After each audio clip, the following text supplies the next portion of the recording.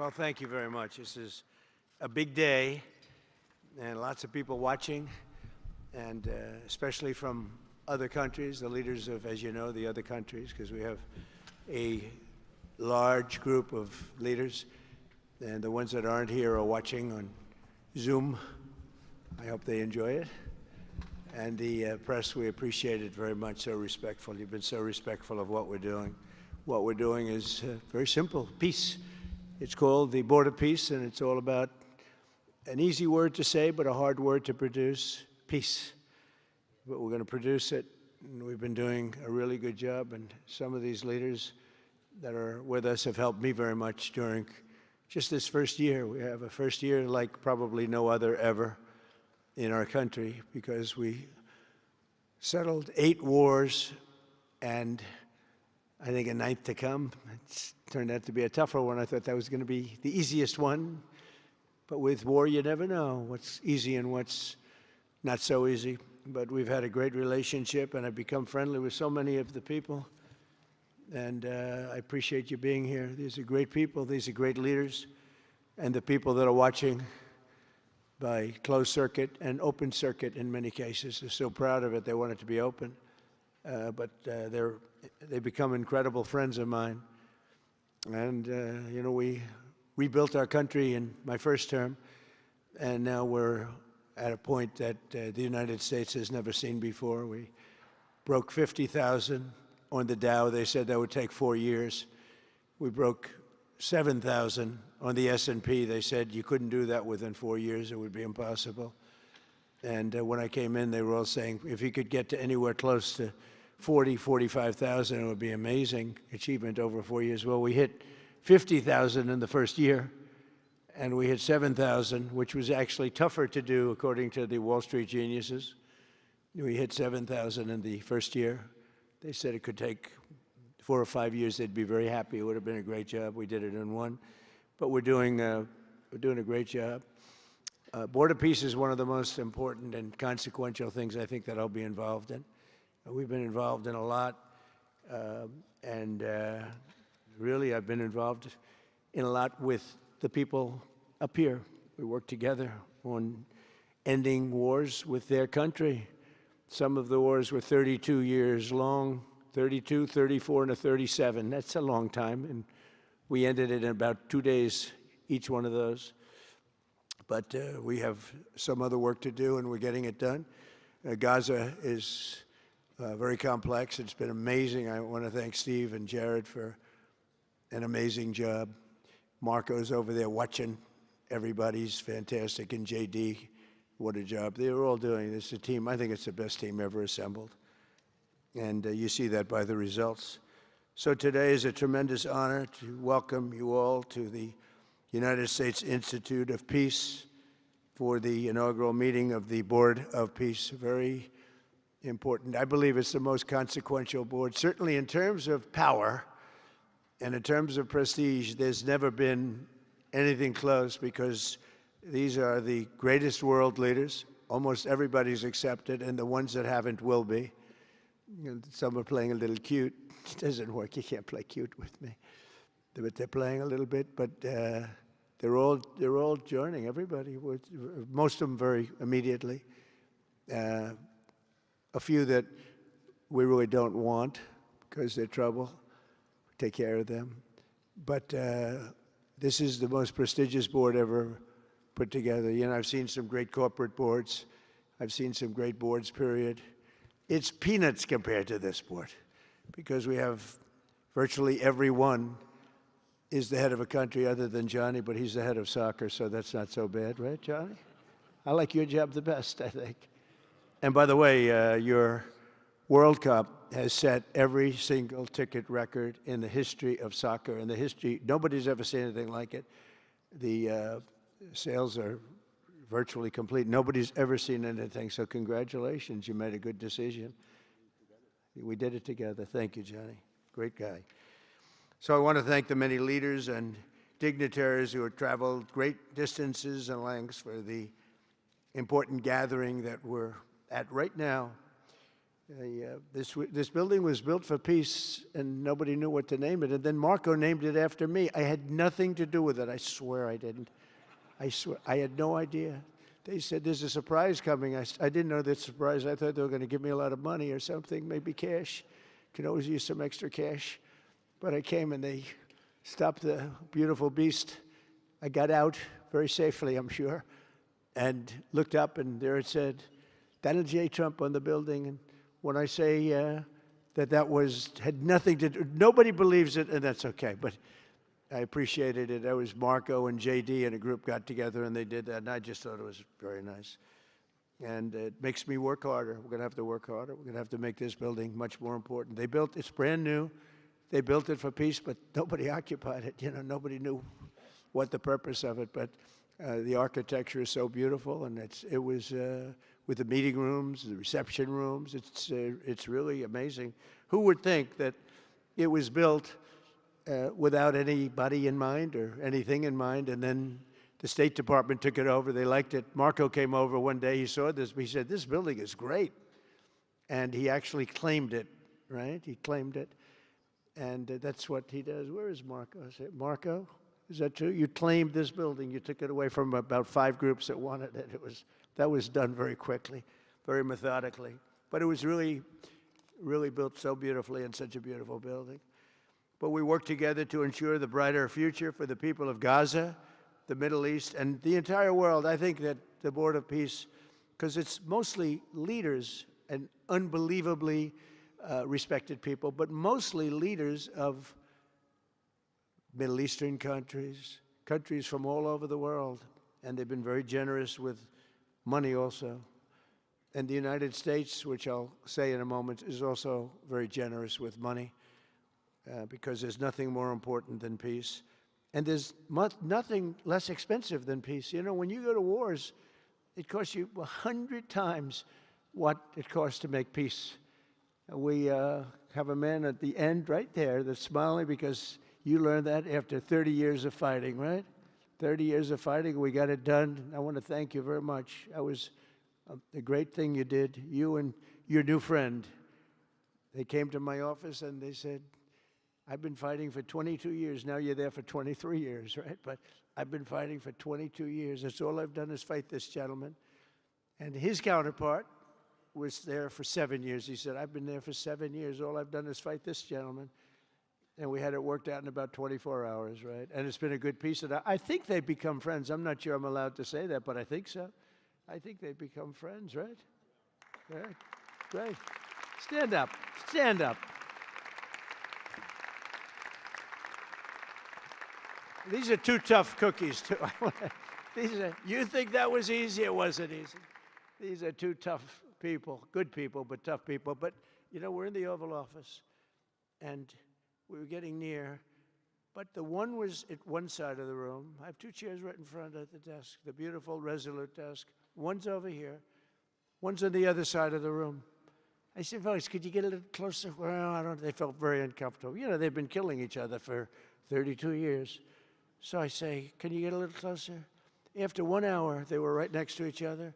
We made a deal. They hugged, they signed, and we had peace with 2 very important countries, and I'll never forget it. So they started off a little weak, and they ended up really strong, and you can be very proud of yourselves. It was a beautiful thing to see. Thank you. Look at that. Can you believe it? 32 years. Thank you. Thank you very much. But we're honored to be joined today by Prime Minister Rama of Albania. President, where is President Milei? You're another one, I'll tell you. Where is President Milei? I endorsed him. I'm not supposed to be endorsing people, but I endorse, when I like people, you know, I've had a very good record of endorsing candidates within the United States. But now I endorse foreign leaders, including Viktor Orban, who's here, and others. And I endorse this gentleman, Milei.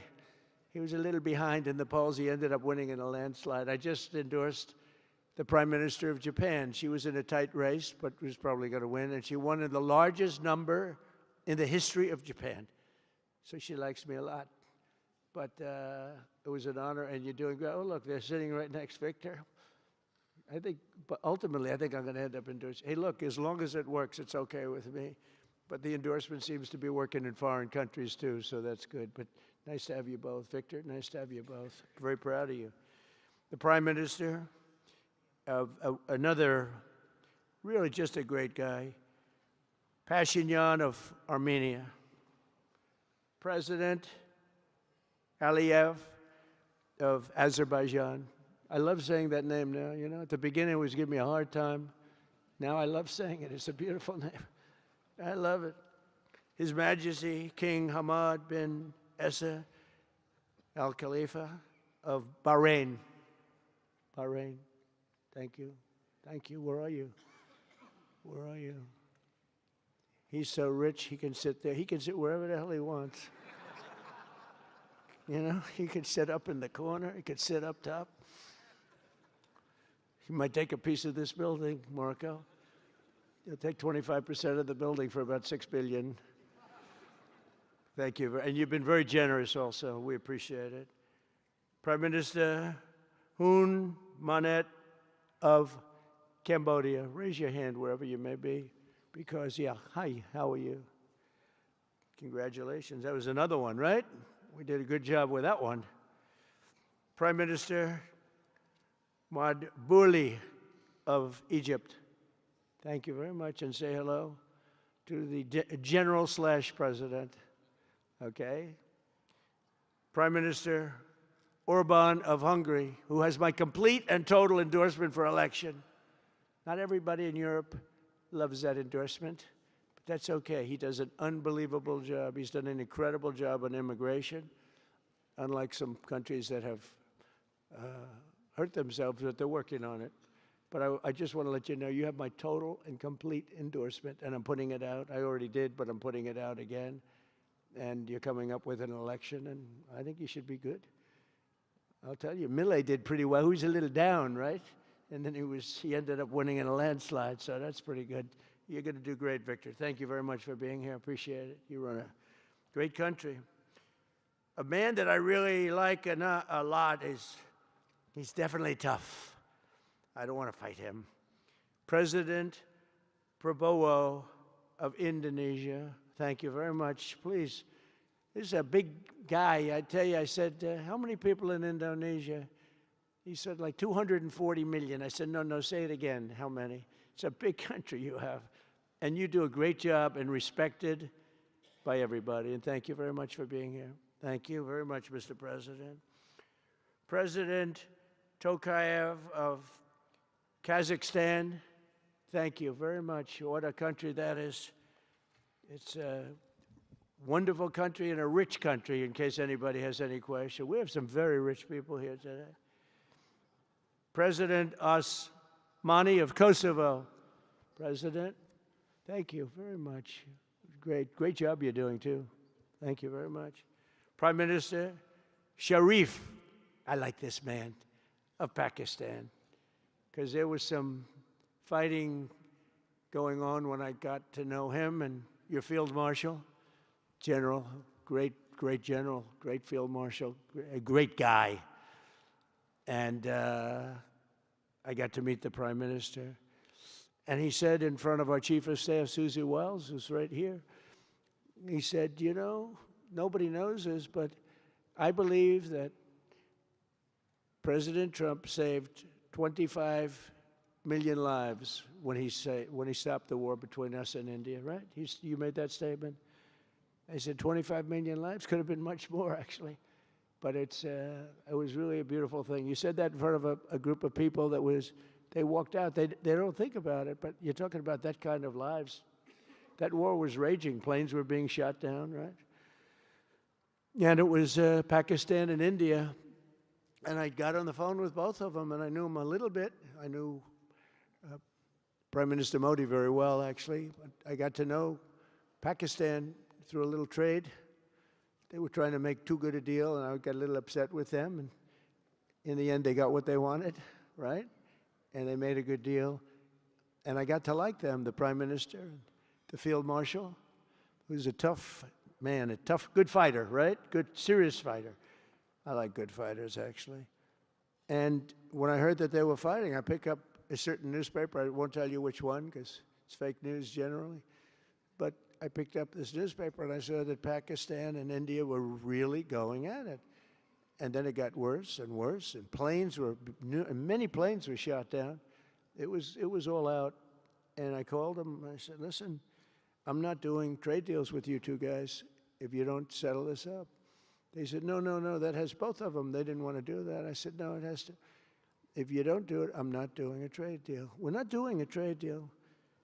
And they do a lot of business with the United States, and they sort of softened up all of a sudden. And all of a sudden I read where there was a little bit of a pullback by one, then the other, and all of a sudden we worked out a deal, right? But I said, if you fight, I'm going to put 200% tariffs on each of your countries, which essentially makes you not allowed, you can't do any business. One of them, I won't say which one, said, no, can't do that. They both wanted to fight. But when it came to money, it's not like money. When it came to losing a lot of money, they said, I guess we don't want to fight. And we solved that deal in 2-3 days, right? And we did. We said, these are two very powerful nations, these are two nuclear nations. And I don't want to say what was going to happen, but, bad things happen. So, Prime Minister, I want to thank you because that was a very big deal. People have no idea. A lot of them say, oh, well, they weren't fighting. They were fighting. 11 jets were shot down, very expensive jets. And they were all in. Both of them were all in, and now they're not. And I think we'll always be able to settle up with them. I really do. I think you're going to have, it's a lot of progress was made even in the relationship. And Prime Minister Modi also, he's a great man. He's a great guy. They're all great. But I was very proud of it. President Pena of Paraguay is here. President, thank you very much. Young, handsome guy. It's always nice to be young and handsome. Doesn't mean we have to like you. I don't like young, handsome men. Women, I like. Men, no, I don't have any interest. Good, that's right. Thank you very much. You're doing a great job, too. His Excellency, Prime Minister Al Thani of Qatar, just a great man, a great man and highly respected. And he's working with a man who is amazing. I always say he needs a public relations agency because you do so much good and they have you down as evil. And you're not evil. You help us so much and you're such a good ally. And I just want people to know that. And the Emir is incredible, smart, as smart as you can be, a great leader. And he cares so much for the people. And he cares so much for the Middle East. So I want to thank you very much and send my regards. Your country has been a great help. So, surprising to some of the people writing out there, but now they'll start changing their tune because it's true. I only tell the truth. Prime Minister Don of Romania, wonderful people. The Romanian people are fantastic people, like you're fantastic. And a lot of them come and work in this country and help us in this country, as you know, and it's they are just really, really solid people. President Mirziyoyev of Uzbekistan, who is where? There he is, and a friend of mine. He's got one of the most difficult names in history, but that's okay. It doesn't matter. Your country's doing great. You're doing great. And just no problems. Every time I see him, nope, we're doing good. No problems. And General Secretary To Lam of Vietnam. Vietnam is incredible as a country and as a force. And it's an honor to have you. A really great honor to have you. A lot of respect. A lot of respect for your country. We'll also want to express my gratitude to Vice President J.D. Vance, who is a fantastic man. He's a fantastic talent. He was a great student. He went to one school. He graduated. Most people, if you watch some of the people that were at the event in Munich, they didn't graduate quickly from college. They had everything they could do. There was one young, attractive woman. She was unable to answer questions. And she didn't do so well like J.D. did in college. J.D. graduated in a 4.5-year college in 2 years. And then he went to Yale and he graduated at the top of his class, went to the military grade. But when he went to Yale, there was one person that was marginally ahead of him, so he married her. Can you believe it? He married the person that was ahead. I don't know. I always like to say J.D. was first and Usha was second, because I get a little uncomfortable when I say them. But he's been incredible. He's a brilliant guy and a great guy, and he's been my friend. All of our people, we have a fantastic group of people, our cabinet members, everybody, many of them here. But J.D.'s been great. Thank you very much. He gets a little bit tough on occasion. We've got to slow him down just a little bit on occasion. He says his mind. Now, then we have the opposite extreme. We have your friend sitting in the back. Your best friend sitting in the back is Marco. Marco does it with a velvet glove, but it's a kill, right? The result is the same. They do it very differently. And Marco, you really did yourself proud 2 days ago in Munich. In fact, so proud that I almost terminated his employ because they were saying, why can't Trump do this? I do, but I say it differently. But Marco, don't do any better than you did, please. Because if you do, you're out of here. But no, I want my guys to do great. And the acclaim he's gotten and the acclaim J.D. gets is great. We have smart people. And when you see the representatives there, like Gavin Newsom, he didn't know what he was doing. They didn't even know why. He didn't know why he was there. Or AOC, she was unable to answer a simple question. And she could have said, well, I'm studying it, and I'll report back to you next week. You know, you can get away with that. But she just went, it's actually, I think it could be a career-ending answer, because for 25 years, anybody running against her, I think Susie is going to use that little piece of stuff. It was not good. It was not good. That was not a natural. So I want to thank J.D. I want to thank Secretary of State Marco Rubio. They're extraordinary. I want to thank Special Envoy for Peace, Steve Witkoff, who has been unbelievable. You know, I took Steve because I was a developer in New York, really successful, actually much more successful than Steve, but I don't want to say that. I'm not going to say that, Johnny. I refuse to say it. But I saw something in Steve. Steve's a great negotiator. Everybody loved him. All these developers, and they're tough. You know, New York developers tend to be on the tough side. And, you know, most of them hate each other. Like a lot of the people in this room hate each other. You know, it's sort of natural, I guess. But we're bringing love back into the room like the old days. But everybody loves Steve. Every developer, the worst, most evil people, horrible human beings, actually. And they love Steve.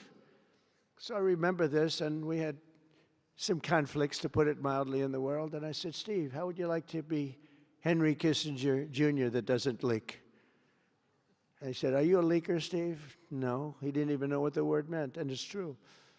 I always say Henry Kissinger, who was one of the great leakers of all time, by the way, Richard Nixon said to him, Henry, who's leaking all this stuff?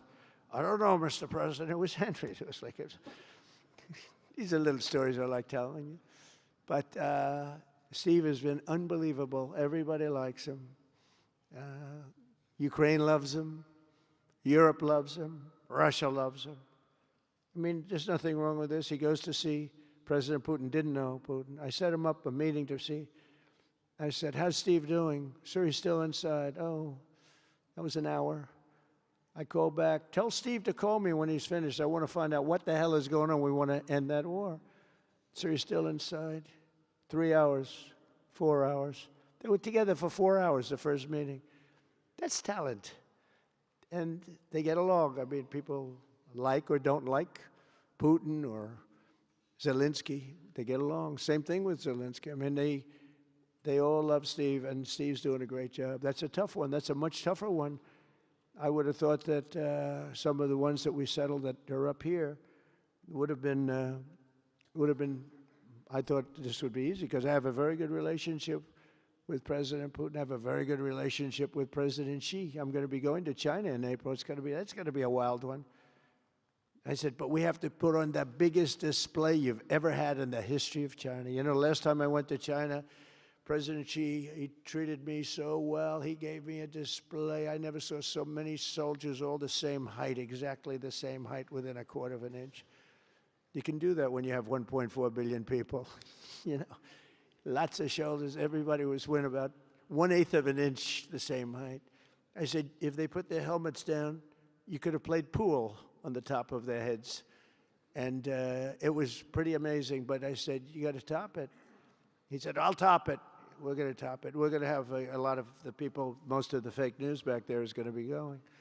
So we have, Steve has done a great job. And then a little bit later on, we brought Jared in. Jared was responsible for the Abraham Accords, which is incredible. Nobody else could have done that.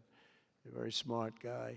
And we're making Jared an envoy also, envoy of peace. They're both envoys of peace. And you couldn't get two. I tell you what, I watch these two guys. I say, at least we're covered from an IQ standpoint. These two guys walk into a room. And but people like them both, you know. They're good people.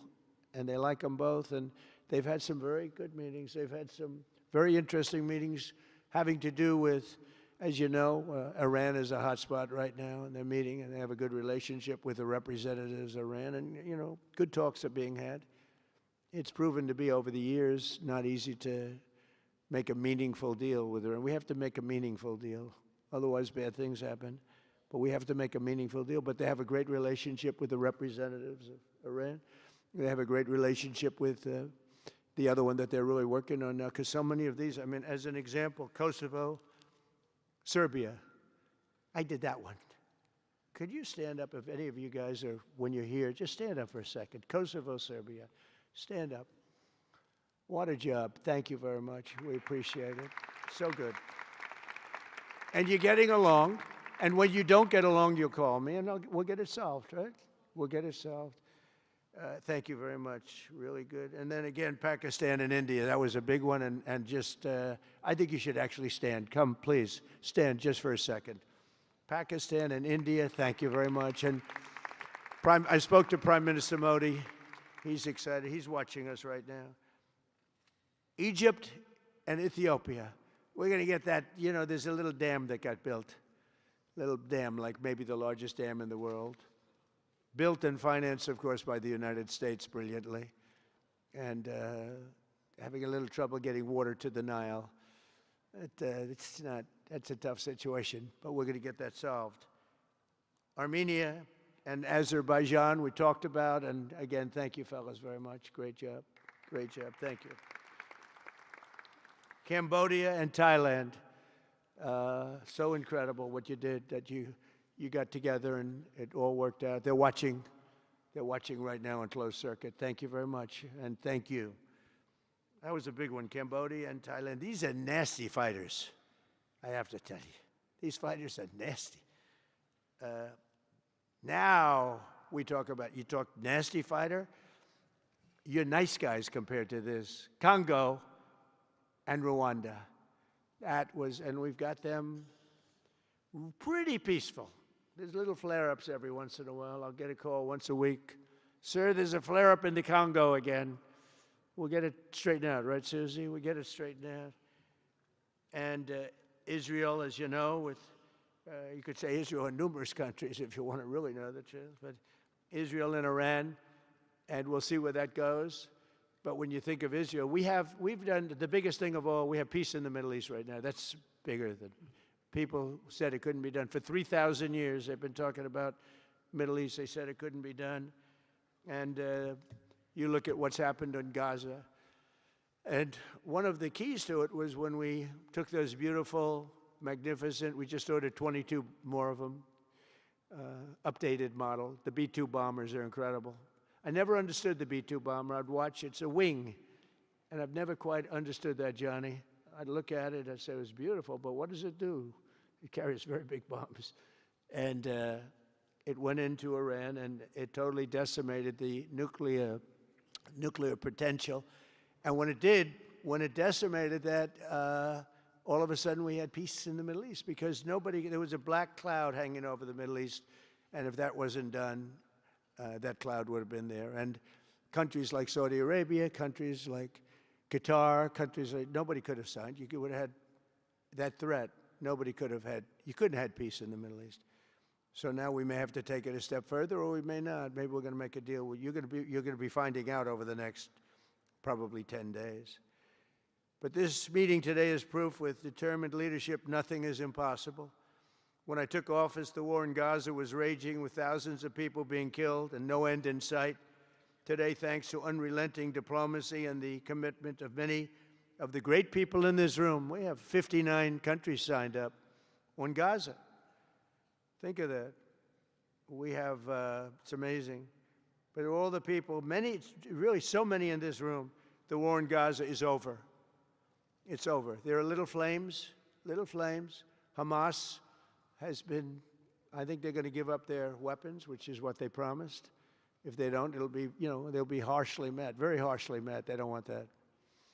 All the stuff like they don't mind dying. They told me that's not true.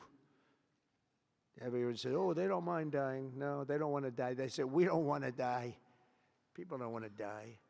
The ceasefire was held, and every last remaining hostage, both living and dead, has been returned back home. Think of that. That was an impossibility. And we did hundreds of hostages, but the last 20, and I always said to Steve and Jared, I said, the last 20 are going to be very tough, very, very tough. And we got them back. We got the living back, and then we only got about 16 of the dead, and we said, well, you got to get them all. You promised them all. And they dug and dug and dug. You can imagine it's a job that's brutal. And Hamas really did a lot of that work. And you got to give them credit for that. They brought the last one home a week ago, and we got all 28 of them, living and dead. The amazing thing, because I've never seen anything quite like it, the parents of the dead, they knew their boy was dead. This case, boys, all boys, men, but to the parents' boys. They knew their boy was dead.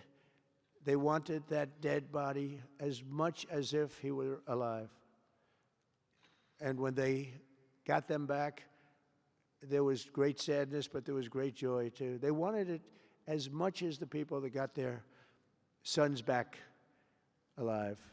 But we got a lot of people before those 20, Steve, what nobody talks about. But, hundreds of people.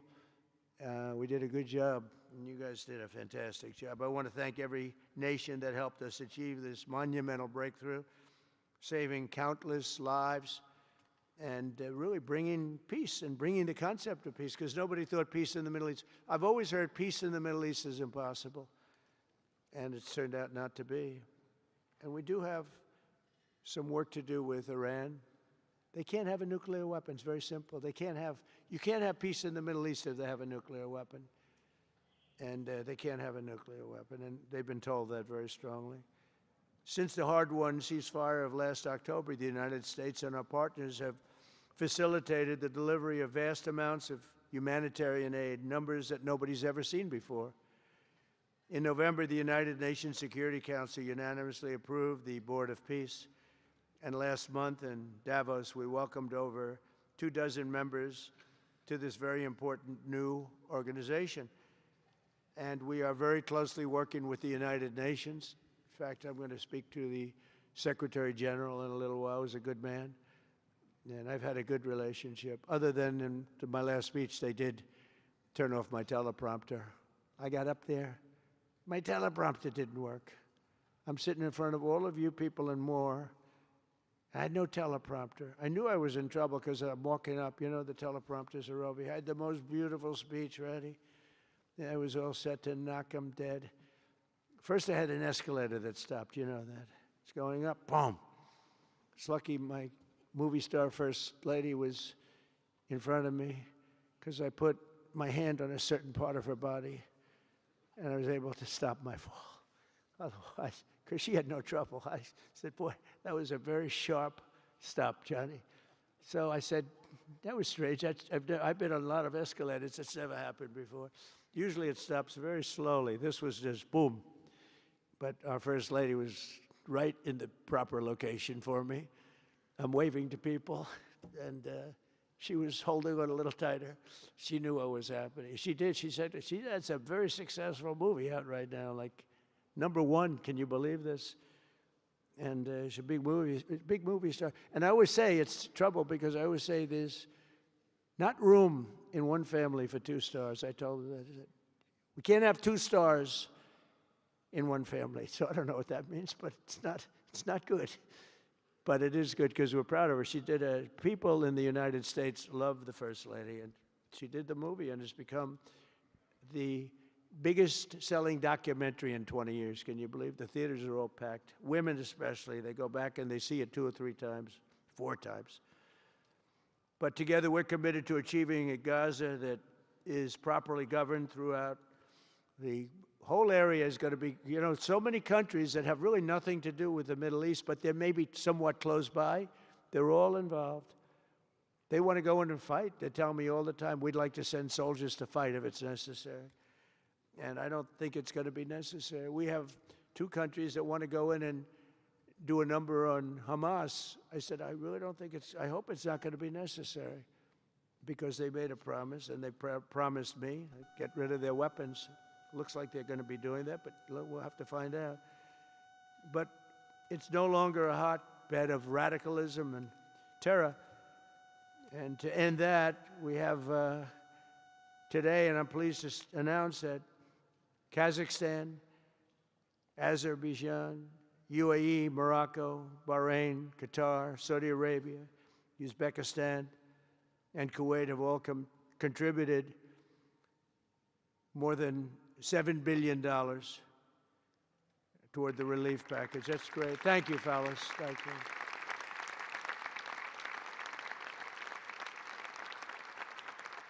And many more are contributing too, so the numbers are, this just started. This is our first meeting.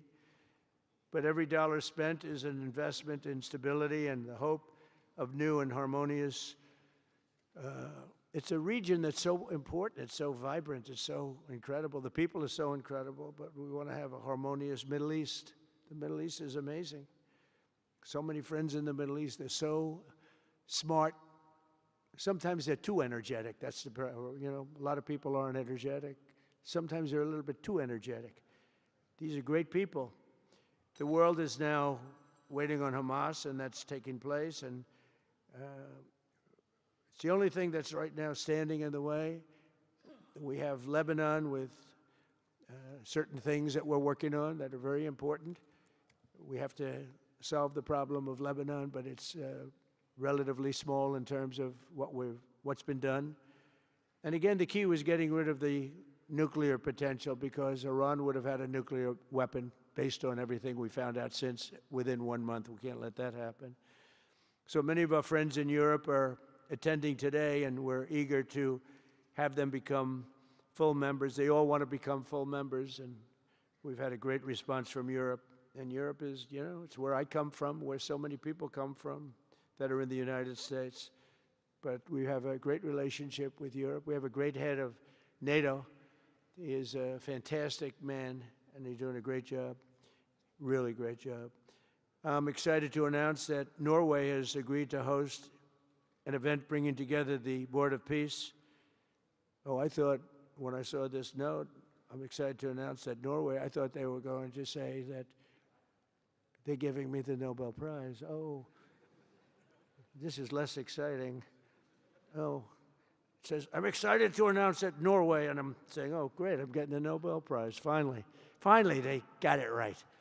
But I don't care. I don't care about Nobel Prize. I care about saving lives, just so you understand. We play and we all, do what we have to do. I only have one thing. I don't want to see people killed from parts of the world that are very far away from the United States. And if I have an ability to turn off wars, I want to use that ability, because it's people, millions of people.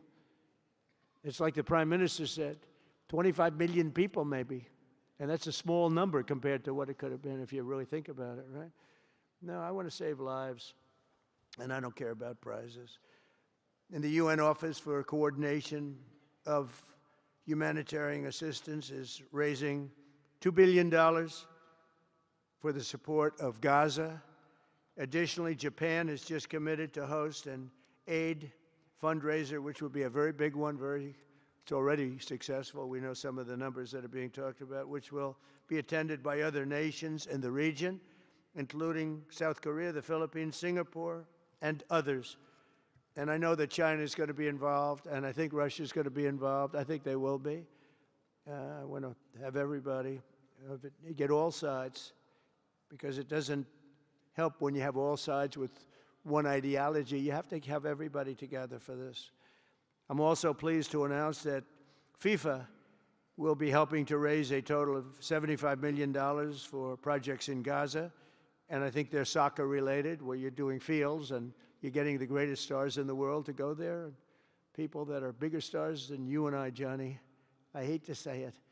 You know, I met one of your great stars who came to the White House, as you know, and my son was very excited. These are great people. These are great people. And Johnny's going to bring the stars to the area, and they're really known. People in Gaza know every one of them, right? You know, so it's really something, and we'll soon be detailing the announcement, and if I can do, I'll get over there with you. I want to thank Johnny and FIFA for all of the wonderful things they did and are doing. They gave me their first Peace Prize. They gave me a Peace Prize. I think they saw that I got screwed by Norway, and they said, let's give him a Peace Prize. I mean, very good. Thank you, Johnny. I appreciate it. Johnny's very smart. He's very, very smart. The nations represented here today, just in closing, are not just contributing money. Some are also pledging personnel to help preserve the ceasefire and secure a very enduring peace. We have to have enduring peace. Having peace, knowing it's going to blow up in 2 weeks, doesn't mean anything. In particular, Indonesia, thank you very much. Indonesia. It's a great country. Thank you very much. Look at that man. Look how tough he is. You think it's easy dealing with him? Look at that face. You are a tough cookie. And we say it lovingly, too. We need strength. You say, see, he doesn't mind. He's tough and he's smart. And smart is more important. Morocco, thank you very much. Great. What you're doing is great. Albania, Kosovo, Kazakhstan have all committed troops and police to stabilize Gaza. Egypt and Jordan are likewise providing very, very substantial help, troops, training, and support for a very trustworthy Palestinian police force. We think we're getting some very good people on that police force. And, you know, it's peace in the Middle East. We have peace in the Middle East. Think of it. For years you've been hearing about peace in the Middle East, and everybody's saying it's impossible. All of these countries are working together around the vision of a Middle East that is free from the curse of extremism and terror. And now is time. And by the way, even people with extremism and preaching extremism, they're exhausted. They're tired. It's been going on for too many years. I don't care who you are. They're tired. They want peace. And now is the time for Iran to join us on a path that will complete what we're doing. And if they join us, that'll be great. If they don't join us, that'll be great too. But it'll be a very different path. They cannot continue to threaten the stability of the entire region, and they must make a deal. Or if that doesn't happen, I maybe can understand. If it doesn't happen, it doesn't happen. But bad things will happen if it doesn't. With the commitments announced today, the Board of Peace is proving that it does not just convene countries. It devises and implements, and real solutions happen. We've come up with solutions. This is so little talk. This is very little talk, all action. First time, it was always talk in the Middle East. People would talk about peace in the Middle East, and then they'd go home and they'd never even think about it again. Nothing would happen. We're providing a model for how responsible sovereign nations can cooperate to take responsibility for confronting problems in their own regions. The Board of Peace is showing how a better future can be built, starting right here in this room. And I want to let you know that the United States is going to make a contribution of $10 billion to the Board of Peace. Thank you.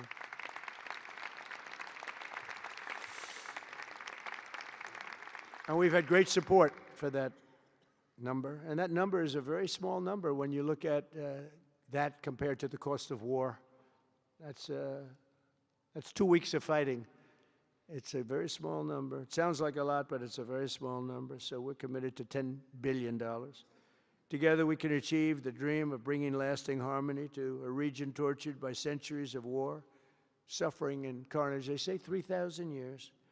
And hopefully we can lift up the eyes of the world to envision how other intractable conflicts can be settled. So many conflicts, they say, are impossible to settle, and we get them settled. We got, of those 8 that we settled, most of them were said to be not settleable. And they not only got settled, they got settled within days. More impossible problems can be solved as we go along this very beautiful path. I think it's a beautiful path. I think it's such an important day. Even the weather's beautiful. We walk in, it's beautiful. Everything's beautiful.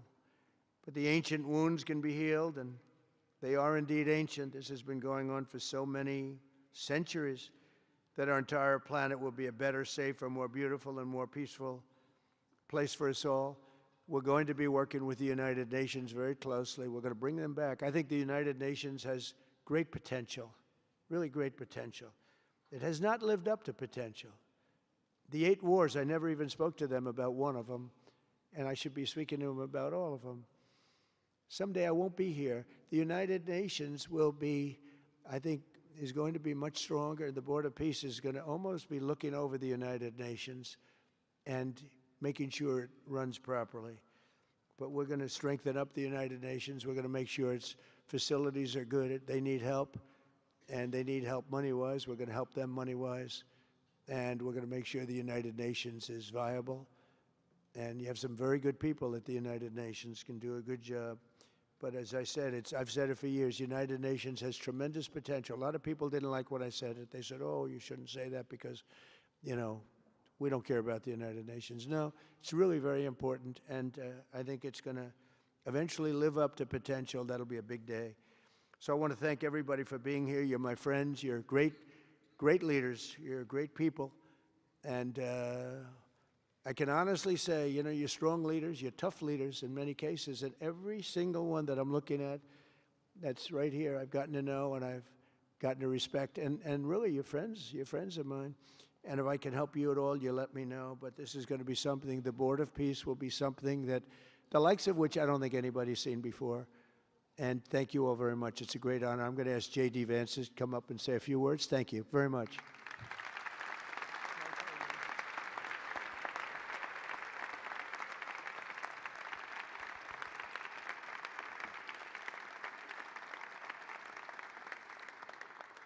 Well, thank you, Mr. President, very much for your leadership, but also for the kind words about me personally. I knew exactly what I wanted to say, but then after the President said that I was so smart and that I didn't want to repeat our Congresswoman who froze for 20 seconds over in Munich, now I'm tempted, sir, just to freeze for 20 seconds and just stare at the cameras, and maybe they'll say nice things about me like they do about Congresswoman Cortez. But I have 3 very brief messages. First of all, to the President of the United States, but to the entire team, to Marco, to Steve, to Jared in particular, who've done such an incredible job. I think what this Board of Peace represents is a recognition that if you actually have a President of the United States and a team that's committed to diplomacy, it can actually work. When I look at what happened to Israel on October the 7th, all those innocent people who were murdered, the fact that you had all of these hostages, and of course, a terrible war that came from it, I remember thinking to myself, how is it ever going to be possible to get these hostages home safely, to make it possible for the people of Gaza to actually have a reasonable future, but also to ensure that Israel is never attacked again? It turns out the answer was you just needed a president who was committed to the effort and committed to the work, and that's what we had, thankfully, under the leadership of this president. And you got to make peace, but then you have to make the peace stick. And that brings me to my second point. That's what the Board of Peace, I think, is fundamentally about, is making the peace stick. And it's an incredible thing that you guys have all done. So to all of the leaders gathered here today who are investing in the future, who are investing in peace, we're grateful to you. We're grateful for your partnership. And in particular, I think to the President of Azerbaijan and the Prime Minister of Armenia, who I just saw last week, thank you all for making it possible and for showing what real leadership can accomplish. When you set aside weapons and killing and destruction and invest in your people and invest in prosperity, it can create great things. So thank you both for what you did. I think it showed great leadership. And finally, to the American people, I think it's important that the American people recognize why we're here today. And the reason that we're here today is, yes, to save lives and yes, to promote peace, but this creates incredible prosperity for the American people. The countries represented here represent trillions of dollars of investment in the United States of America that would not have been possible without this president's leadership and advocacy for peace. The economies here represent millions of American jobs of people who are receiving products built in American factories and made by American workers would not be possible without a focus on peace. So, Mr. President, while I think this is great for the world, I also think it's really, really great for the United States of America, so we're looking forward to the partnership. With that, I want to turn it over to the MC for the rest of the program, and that is our great press secretary, Carolyn Levitt. Thank you.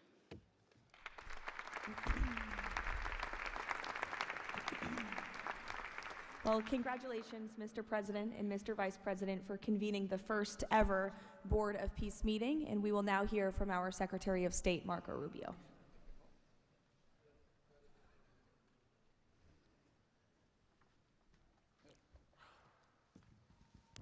I'll be brief and to the point. We want to talk a little bit about the strategic vision of this organization and begin doing so by first acknowledging that we are here today because the President of the United States, Donald J. Trump, has both an ability and a willingness to use the power of his office to think outside the box. And that's why we're here today. This was a very unique crisis in Gaza, one that the existing international institutions could not solve or figure out. It needed a very specific type solution that required the partnership of all the nations that are here, including those that are here on an observer status. And we appreciate you coming today and being a part of this as well. And that's the point I want to drive home today. And soon you'll hear from Steve and Jared, who, by the way, deserve an incredible amount of credit for pulling this together and working countless hours and traveling all over the world. They truly deserve our appreciation and thanks for the work they've put in under the leadership of President Trump to make this possible. This Gaza situation was impossible to solve under orthodoxy, under existing structures. And so what we did is they went to the UN, and they got the UN's approval to put this group together and bring these nations together to come up with a very specific solutions to a very unique and specific problem. We have a long ways to go. There's a lot of work that remains. It will require the contribution of every nation state represented here today, and we thank you for being a part of it. And we hope that this can serve as a model for other complex and difficult situations so they can be solved in the same way. But right now the focus is on this one. We have to get this right. There is no plan B for Gaza. Plan B is going back to war. No one here wants that. Plan A, the only path forward, is one that rebuilds Gaza in a way of enduring and sustainable peace where everyone can live there side by side with one another and never worry again about returning to conflict, to war, to human suffering, and to destruction. And again, Mr. President, thank you for having the vision and the courage to pursue something that has never been done before, and we're not done yet. And thank you to Steve Witoff and Jared Kushner for the time and the work they've put into this. And thank you on behalf of the State Department and the U.S. government to all of the nations that are here. Every one of you is indispensable, including our observer partners, who we hope can find your way to join us at some point as officially part of this. But we are grateful for the fact you're here today and the contributions you've made already. Thank you.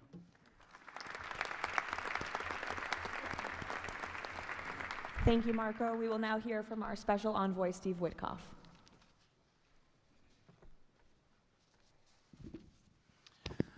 Thank you, everybody, for being here. I don't know if we ever believed that this was possible when we first started envisioning a board of peace, but of course, under the President's indispensable leadership, and it begins with that. It begins with President Trump's leadership and his direction. We are here today, and it's pretty amazing. I think we have some people to thank. We had an amazing partnership between the mediating countries, Qatar, Egypt, Turkey, Prime Minister Mohammed. You are an exceptional human being. You really are. Ali, thank you for everything you did. That's you right over there, Ali. Wherever Hakan is, Hakan, you were amazing.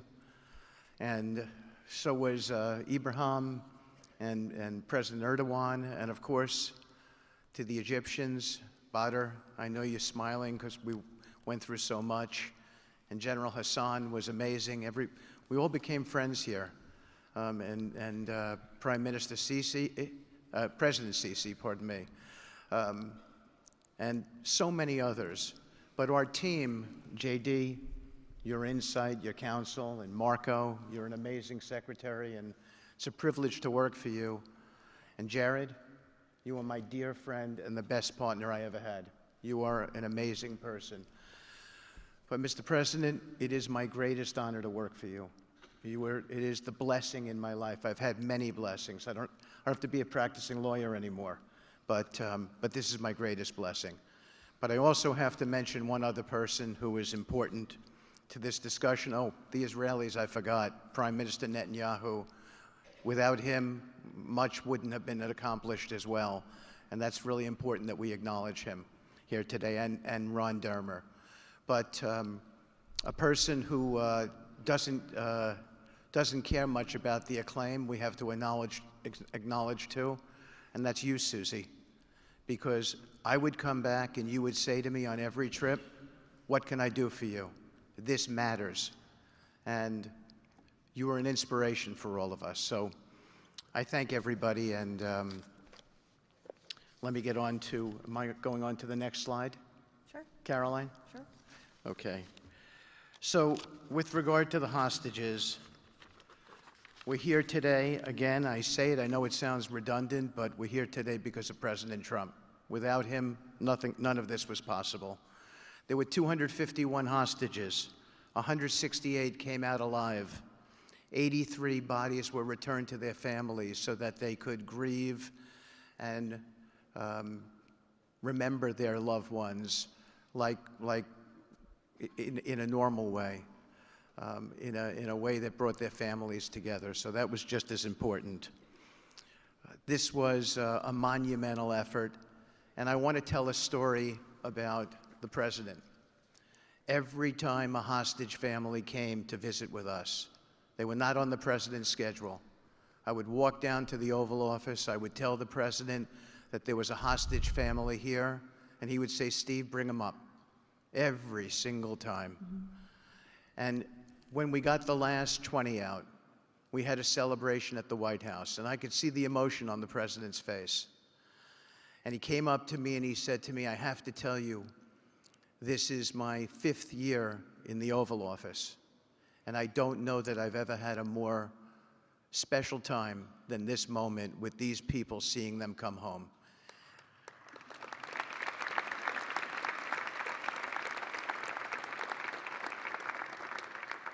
And I said to the President, you have to look around because none of them would be home without you, sir. None of them. So I only want to tell you, Mr. President, you gave me my greatest honor to work on this effort, and I thank you.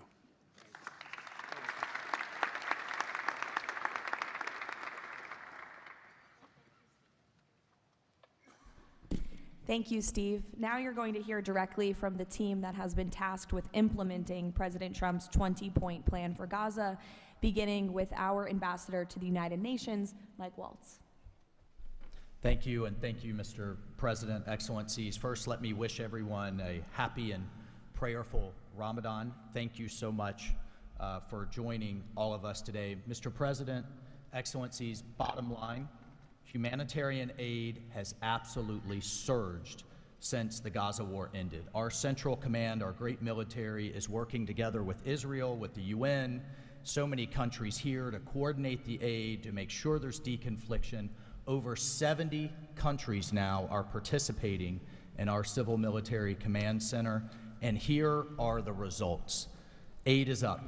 4,200 aid trucks have entered Gaza each week for 13 consecutive weeks, the longest stretch of high-volume assistance to Gaza in years. Diversion is down significantly from prior to the ceasefire, with less than 1% diverted this month. Food supplies are way up. We are reaching the full 2.1 million Gazans with aid, up 5 times from the delivery levels before the ceasefire. The percentage of households experiencing severe hunger has dropped from about 30% to down to 1%.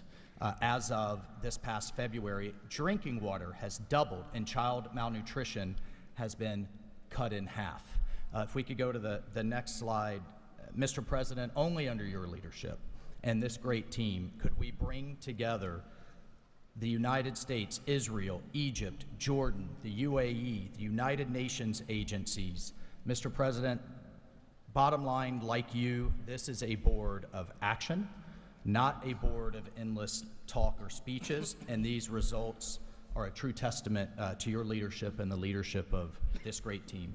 We are saving lives, and it's an honor to be a part of it. Thank you, Mr. President.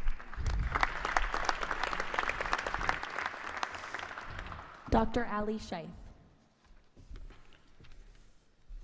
It is my honor to be here representing the National Committee for the Administration of Gaza.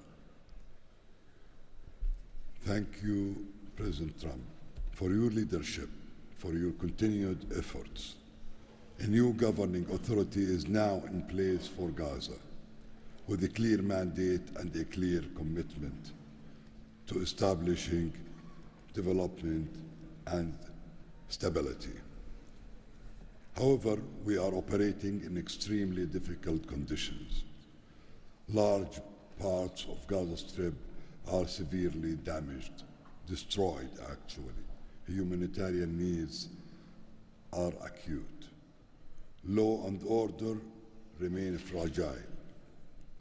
This is not normal operating environment, President, which is precisely why discipline and prioritization matter. Our priorities, therefore, are defined into 4 categories.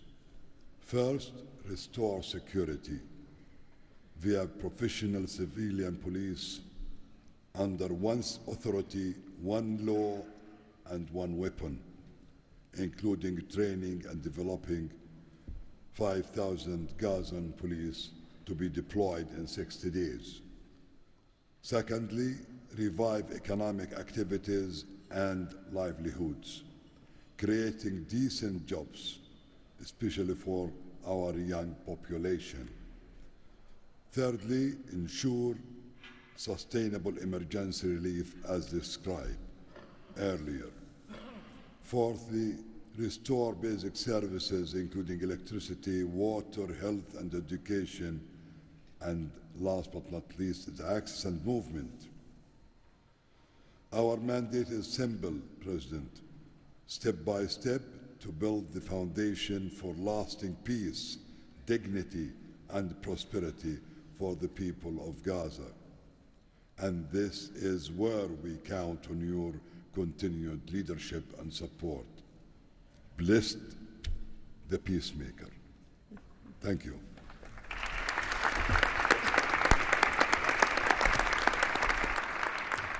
Thank you. Now Nick Mladenov. Thank you, Caroline, and thank you, Mr. President.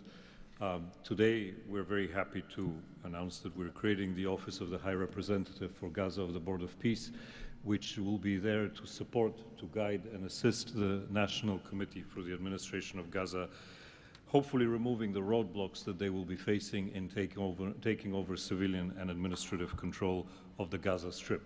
We plan to work in full transparency under the guidelines of and supervision of the Board of Peace and the Executive Board. And of course, we will do that in great coordination with the Israel and with the Palestinian institutions who we both require to make this work on the ground. And certainly with my very good colleague here, General Jefferson, the International Stabilization Force that is coming together.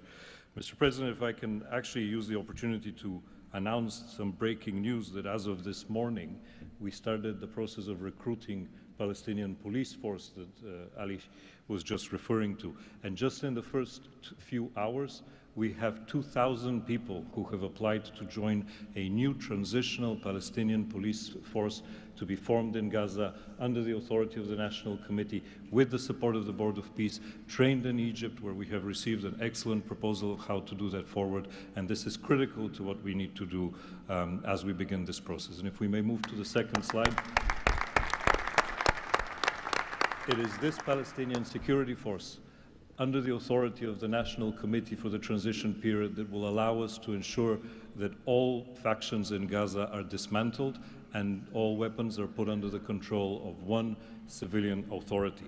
The only way to do that is the full implementation of the 20-point plan and the UN Security Council resolution, which binds us all to make sure that that is the way forward. We have now a fully agreed framework with the mediators on how to do this, and I thank very much the state of Qatar, Egypt, and Turkey for their excellent support in this.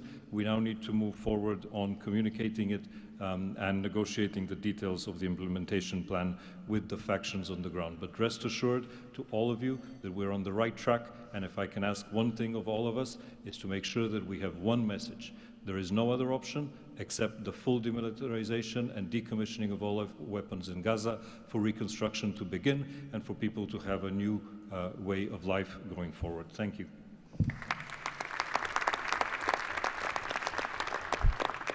Thank you, Nick, and congratulations. Now, Major General Jasper Jeffers. Thank you, Caroline, Mr. President. It's an honor to be here today as the ISF commander. The ISF will do two things: stabilize the security environment in Gaza and enable civilian governance as established by the National Committee. For the last few months, we've had a team on the ground of U.S. military experts preparing the infrastructure for the ISF. This team's already operating from a combined joint operations center that's going to be the headquarters for the entire ISF. As you can see on our map, our plan is for the ISF to be assigned in 5 different sectors, each sector receiving 1 ISF brigade. In the short term, we plan to deploy to the Rafah sector first, in addition to the training of police. Midterm objective is to continue to expand, sector by sector, all moving to our long-term 12,000 police and 20,000 ISF soldiers. I'm incredibly pleased to announce today that the first 5 countries have committed troops to serve in the ISF: Indonesia, Morocco, Kazakhstan, Kosovo, and Albania. And 2 countries have committed to train police: Egypt and Jordan. I would also like to announce that I have offered and Indonesia has accepted the position of Deputy Commander for the ISF. With these first steps, we will help bring the security that Gaza needs for our future prosperity and enduring peace. Thank you.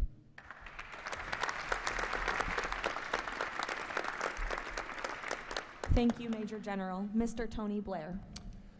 For decades, Gaza's governance has been characterized by extremism, corruption, ineffective institutions, and the complete absence of a route to prosperity for the Gazan people. Yet, as President Trump recognized, its potential has always been vast. 25 miles of Mediterranean coastline, proximity to great regional and global markets, and a young, dynamic population with a median age of 19. So today we set out profound changes necessary to rebuild Gaza for Gazans. Gaza not as it was, but as it should be, including its governance. Effective public institutions serving the people, a business environment where enterprise flourishes, an education system educating the young for tolerance and achievement, and a tech-enabled society making the most of the digital revolution. This is a vision of Gaza as part of a Middle East at peace. Not a phony piece of declarations no one means and agreements no one intends to keep, but a genuine commitment to a region where, whether you're a Muslim, Jew, Christian, of any faith or none, you can rise by your own efforts and feel your government by your side, not on your back. That is the vision behind President Trump's 20-point plan for Gaza, and it remains the best, indeed the only hope for Gaza, the region, and the wider world.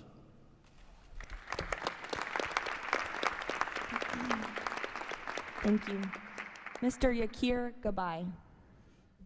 Hello, everybody. Thank you, Mr. President. Gaza is destroyed. We assembled here on this historic day with common vision to rebuild Gaza for the next generations. Our mission is to recycle and remove 70 million tons of rubble and UXO and hundreds of miles of tunnels, arrange for the population fast temporary housing, in parallel to start construction of infrastructure and permanent housing. We have a detailed master plan for housing and infrastructure of modern schools and hospitals, manufacturing and agriculture, roads and trains, water and energy plants, logistic hubs, telecom, tech and data centers, sports and leisure facilities, seaport and airport, and much more. We lined up many regional contractors who build housing for millions of people in the Middle East.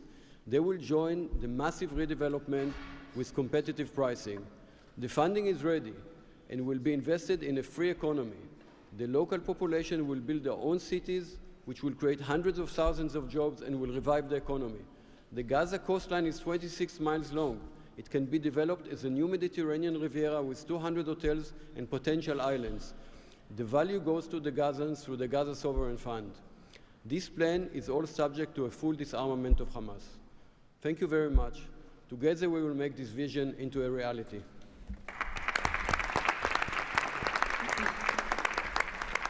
Thank you. Mr. Liren Tanman. When we asked the NCAG what Gaza needs to unlock its potential, the answer was clear. Reconnect Gaza to the world, digitally and economically, and replace corruption with an open, tax-free system. Gaza was once a vital trade hub between Asia and Europe. Reconnection is a return to its roots. Even the word gauze comes from Gaza, where silk was woven and exported to Europe. So, we brought together Palestinian, Arab, and American partners to deliver practical solutions. By July, Gaza's 2G network will be upgraded with free, high-speed access to essential services. The NCAG is building a secure digital backbone, an open platform, enabling e-payments, financial services, e-learning, and healthcare with user control over data. This effort is supported by our regional partners, and I believe you will hear some exciting news from them on that later today. In parallel, we're advancing an Amazon-like logistics system to help Palestinian launch businesses import globally and trade securely. This will lower prices, drive growth, and help transform Gaza into an open, transparent, corruption-free economic zone. Thank you. Thank you. Mr. Mark Rowan. Mr. President, distinguished leaders, the goal is simple. Take the momentum all of you have provided and build it into something that is not just temporary relief, but something that provides a long-term foundation that will enable many of the goals we've spoken about today to be achieved. We plan to do this by gathering Gaza's productive assets in one unified structure. This will allow independent, professional, conflict-free management of the resources to benefit the Gazans. This will also enable expeditious planning and zoning and not fragmented projects that do not contribute to an economic whole. The potential here is tremendous, but it has to start somewhere. The start is in Rafah, where, as you heard, that will be the first place security is deployed. The plan is 100,000 homes for 500,000 residents plus $5 billion of infrastructure. Over time, 400,000 homes for the entirety of the population with more than $30 billion of infrastructure. Let me put it in financial terms. This is not a problem of money or collateral. This is a problem of peace. The coastline alone, $50 billion of value on a conservative basis. The housing stock, more than $30 billion as rebuilt. The infrastructure, more than $30 billion. $115 billion of value. It just needs to be unlocked and financed. Great. Thank you. Mr. Ajay Banga. Thank you, Caroline, and thank you, Mr. President. All this requires money. And so when the UN Security Council resolution got passed, we set about creating the Gaza Reconstruction and Development Fund at the World Bank. It's housed there. The World Bank's role is that of a limited trustee. We manage the donor contributions coming in of the type that the President said a little earlier in his opening remarks. And then we help to manage that money while it stays with us. And under the direction of the Board of Peace, we disperse the money for reconstruction and development projects in Gaza. This fund is ready to receive the donations that he spoke about just a little while ago. The second part of the story is that you as donors deserve the right to know that the money is being used in a transparent way. We are helping, along with the Board of Peace, which takes the ownership of ensuring that the right kind of financial, legal, and oversight mechanisms are being put in place. We've even assigned a financial controller from the World Bank on a secondment basis to the Board of Peace to ensure that we can try and help build the best standards in this process. Now, this is just the beginning. This work is going to need 2 or 3 things that the World Bank Group can bring to the table. The first is leveraging of public finance. Because of our AAA rating, we have the ability to leverage private bond money to help to create the resources we need to do what Mark just talked about. The second is we can de-risk private investing. And the third is we have people on the ground and expertise and knowledge of doing this kind of work in other markets. We want to be not an armchair critic of a process, but an active participant in giving Gazans and people in the region the opportunity of the lives they deserve the one time we get the chance. So thank you again.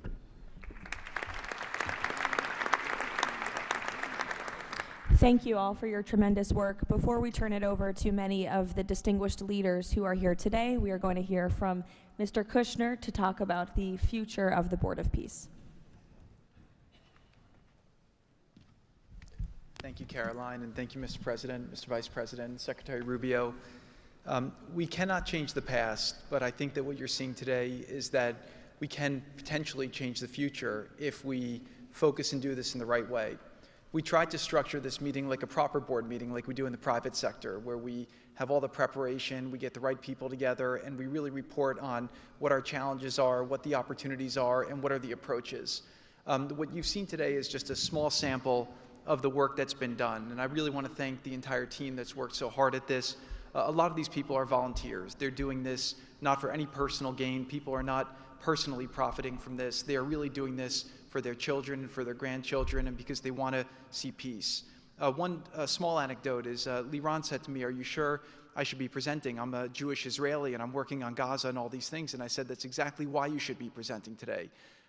If Jews and Muslims work together, Israelis and Palestinians with Americans and English and Bulgarian and people from all around the world, then we can kind of join on a common goal, which is peace and togetherness, and that's really what we've done.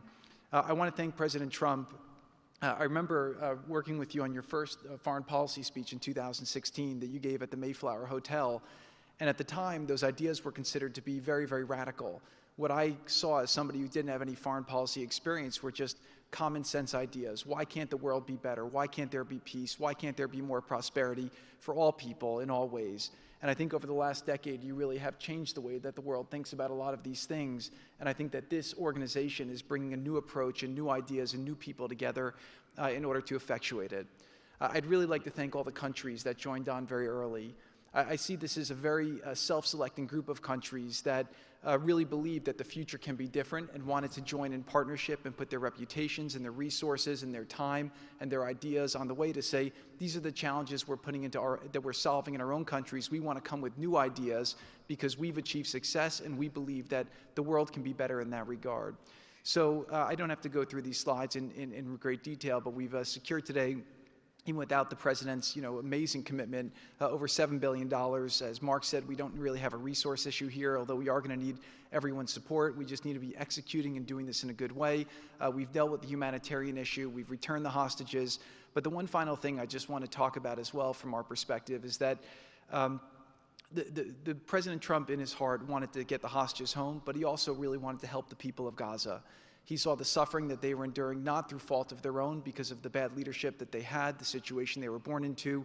The war was a horrific, horrific situation. And I think through this process, thanks to Ali and the committee, we are now here to fully support the committee. We are here to help the people of Gaza, to lift them up and give them every opportunity to succeed. And we really see this as a partnership with them and with the Israelis to see if we can create an environment that can be peaceful, that can be functional, that can offer people the opportunity to really live a better life. And I think you've seen some of the work today, and hopefully we'll be successful. Like I said the last one, failure is not an option, and we have to really push forward and keep finding ways to succeed with this. So really thank you, President Trump, Vice President Vance, and Secretary Rubio, and obviously Steve, who's been, like he said about me, I feel just about him. Working through all these challenges has been an absolute honor and a pleasure with you, and I've really been very lucky to have your partnership. So really thank you all, and I'll give back to Caroline. Thank you. Thank you, Jared. The war Hamas began has left. The war Hamas began has left Gaza in ruins. Yet from these ruins, a new future will rise. President Donald Trump unparalleled achievements in just a few months. The United States, together with key regional and global partners, has signed the 20-point Gaza peace plan, a blueprint for security, peace, and prosperity. All the hostages returned, the living ones to their homes and the deceased to burial. Ceasefire is stable and the killings from both sides reduced by 99%. The United Nations Security Council approved the establishment of the Board of Peace chaired by President Donald Trump, a governing body dedicated to providing security, infrastructure, and homes for Gaza's people, ushering in the new dawn for Gaza. The new Palestinian Technocratic Government of Gaza, the NCAG, was elected with consent of all parties, including the Palestinian factions, Israel, and the Arab countries. Rafah border crossing with Egypt was open. The NCAG will secure the disarmament of Gaza to ensure one authority, one law, and one weapon. The United States and its partners, in coordination with the World Bank, are pledging billions of dollars to rebuild Gaza. Safe areas are being established in Rafah and later across the Gaza Strip, where families can receive shelter, food, health care, and education. In Rafah, Gazans will build their first new city. The NCAG, with the Board of Peace, will expand development across the entire Strip, employing hundreds of thousands in reconstruction and business activity. Transportation, water, and energy systems will be restored, and a modern economy will begin to emerge. Children will return to classrooms with a curriculum that promotes tolerance, dignity, and peace.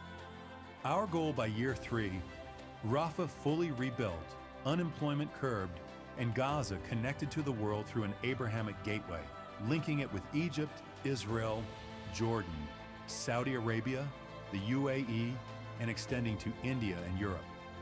By year 10, Gaza will be self-governed, integrated into the region with thriving industries and housing for all.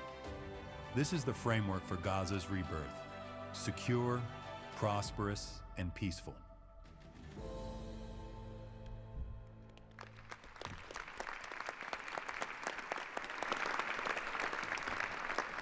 It's amazing.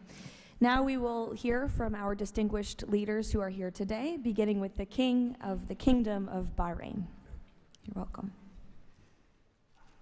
President Trump, distinguished members of the Board of Peace, it is an honor to participate in this inaugural meeting of Board convened by President Donald Trump.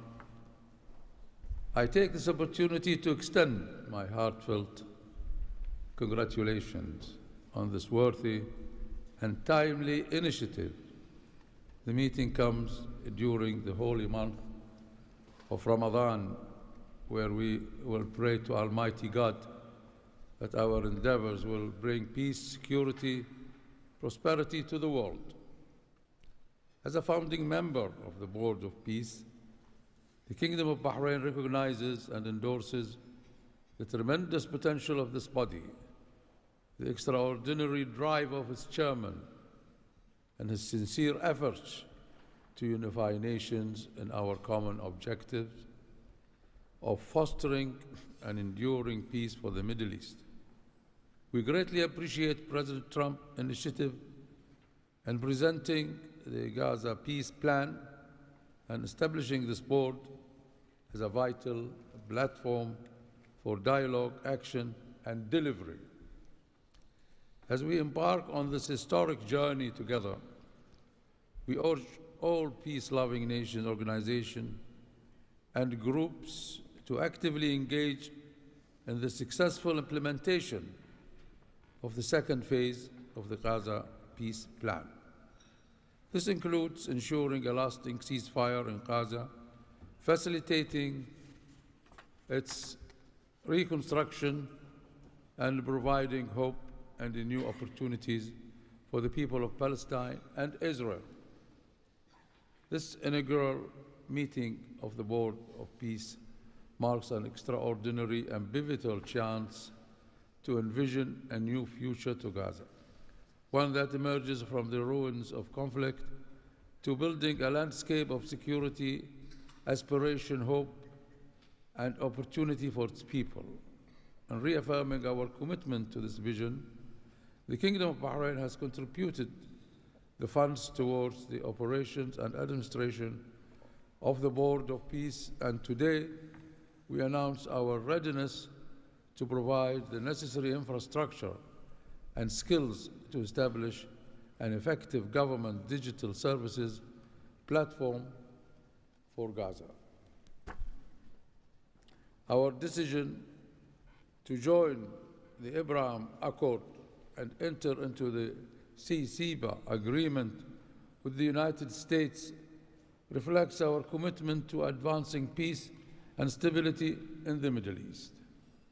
The United States' historic and ongoing presence in our region has served as a positive force for stability, and we remain dedicated to strengthening our partnership. We look forward with optimism to working with the Board of Peace and all of our international partners who share our ambitions for a brighter future for all. Thank you, Mr. President.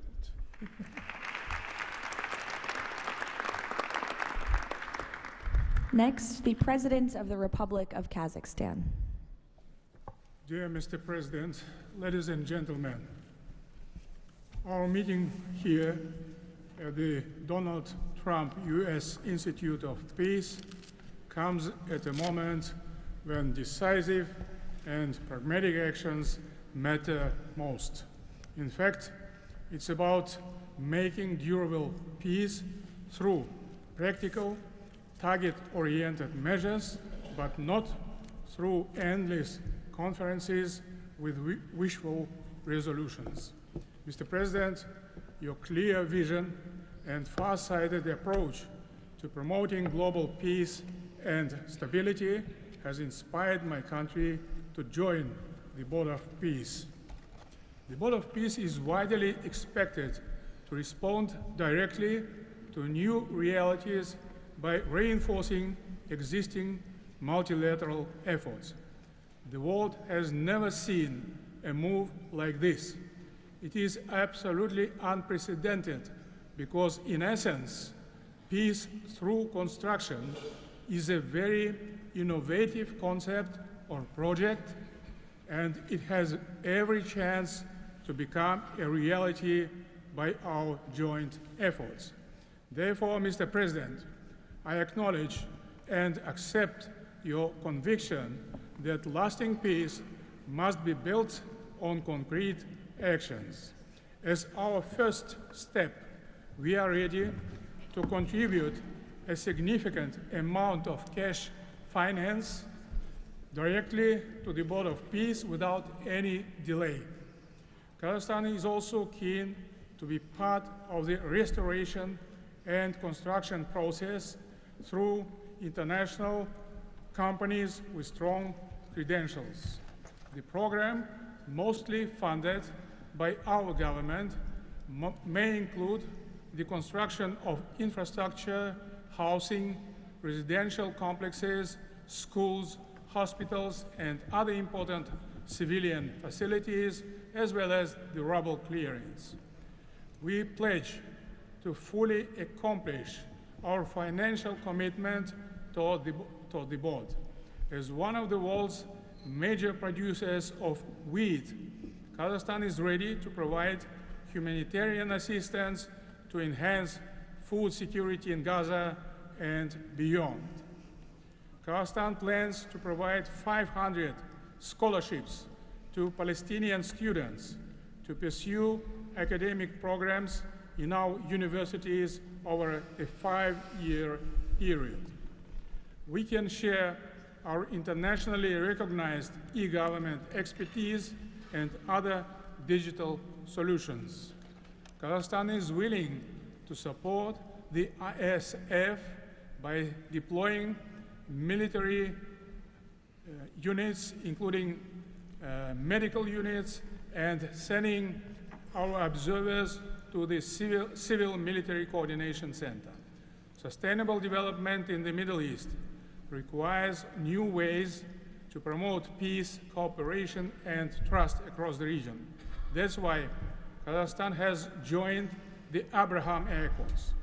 This crucial move is fully aligned with the noble mission of the Board of Peace. Both of them may constitute a solid basis for joint efforts to promote peace and security in the Middle East and to foster economic, humanitarian cooperation in the region and even beyond. Given the global nature of the board's agenda, Kazakhstan is committed to providing practical support, including through hosting meetings at different levels and scales. I also would like to propose to establish a special President Trump's Award of the Board of Peace to recognize his outstanding peace-building efforts and achievements. I am confident, Mr. President, that under your strong leadership, the Board of Peace will successfully deliver its great, noble mission. Thank you.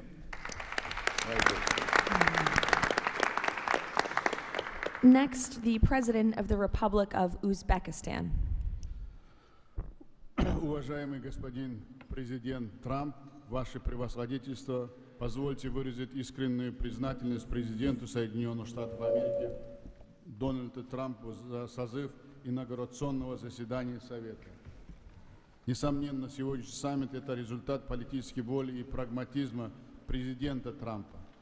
Узбекистан поддержал миротворческую инициативу о создании Совета мира и твердо заявил о намерении принять практическое участие в ее успешной реализации. Убежден, что работа Совета позволит сформировать благоприятную обстановку для экономического и социального восстановления сектора Газа.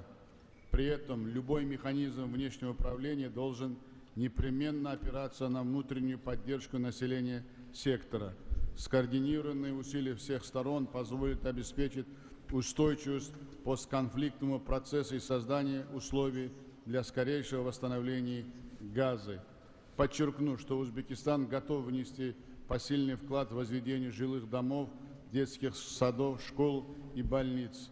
Уважаемые друзья, символично, что нынешний саммит проходит в Институте мира имени Дональда Трампа. Наша встреча является ярким проявлением международной солидарности, миротворчества и общего стремления к улучшению ситуации на Ближнем Востоке. Мы должны использовать эту историческую возможность для построения новой Газы с процветающей экономикой и достойным условием жизни для всего населения. Благодарю за внимание.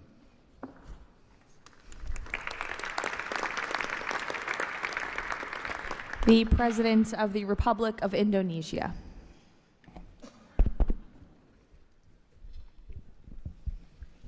President Trump, distinguished delegates, Indonesia, from the first day that we studied President Trump's 20-point plan, we completely agree and we are fully committed to this plan, and that is why we joined the Board of Peace. We are committed to its success. We know there will be a lot of obstacles, there will be a lot of difficulties, but we are very optimistic with the leadership of President Trump. This vision of real peace will be achieved. There will be problems, but we will prevail. We will achieve our dream of peace in Palestine, peace, a lasting and peaceful solution for the Palestinian problem and in Gaza. The achievements of the ceasefire is real. We commend this, and therefore we reaffirm our commitment to contribute significant number of troops, up to 8,000 or more if necessary. We are prepared to contribute the troops to take part actively in the international stabilization force to make this peace work. Thank you very much.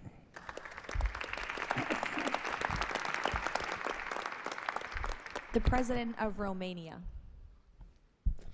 First of all, President Trump, thank you for convening this very important meeting, and thank you for your involvement and leadership for the peace plan in Gaza, a peace plan that has been comprehensive and stable, and also for your efforts and results in other parts of the world.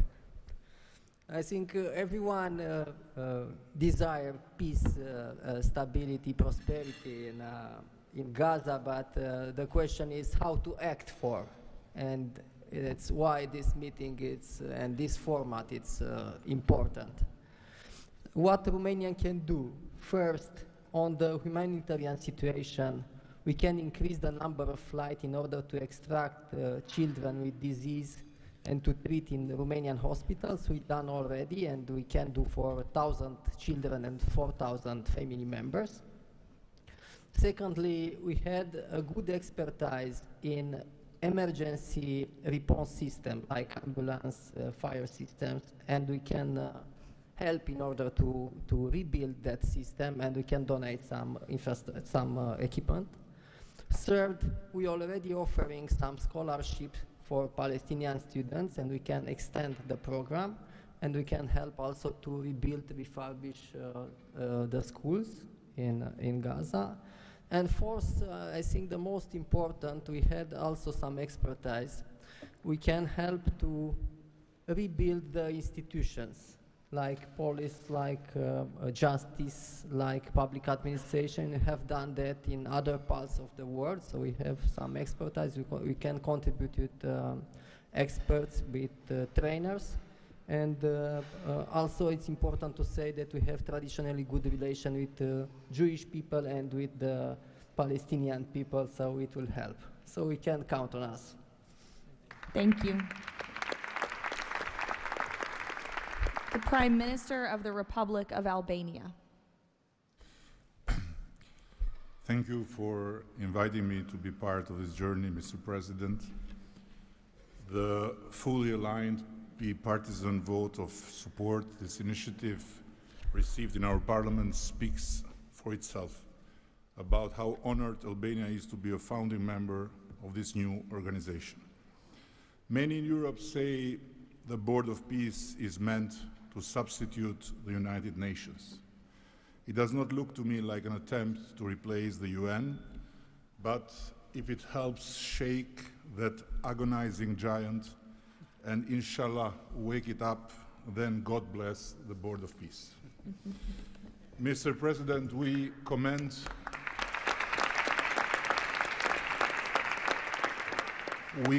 your decisive role in bringing a halt to the heartbreaking conflict in Gaza, and Albania has confirmed its participation in the stabilization force with our troops.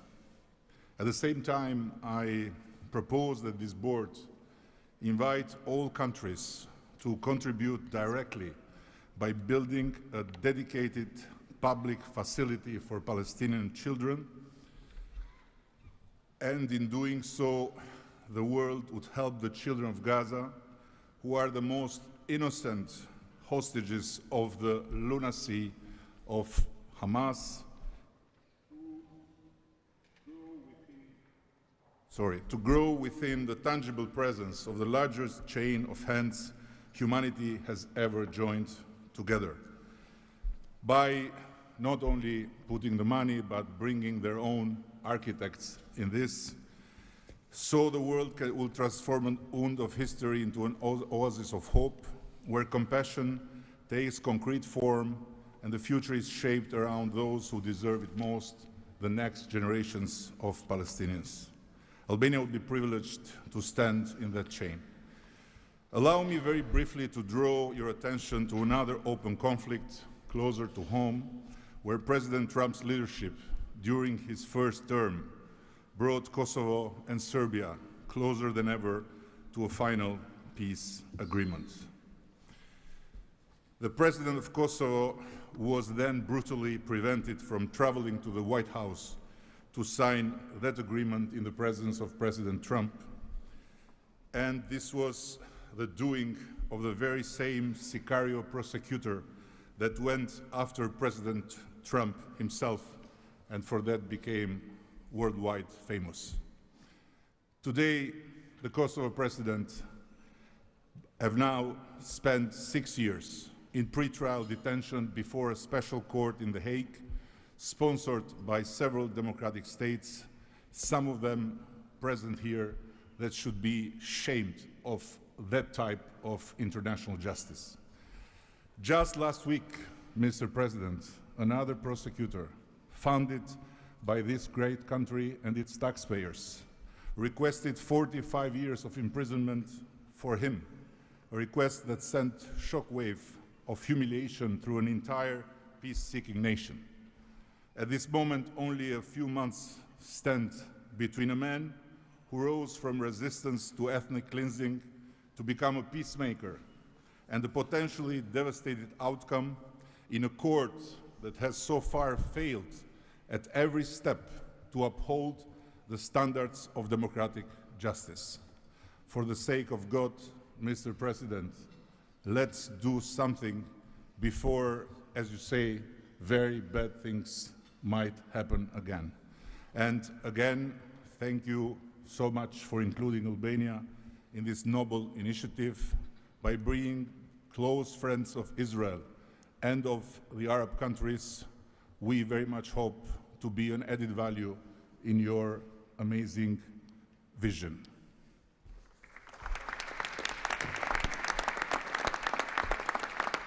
Next, the Prime Minister of Egypt.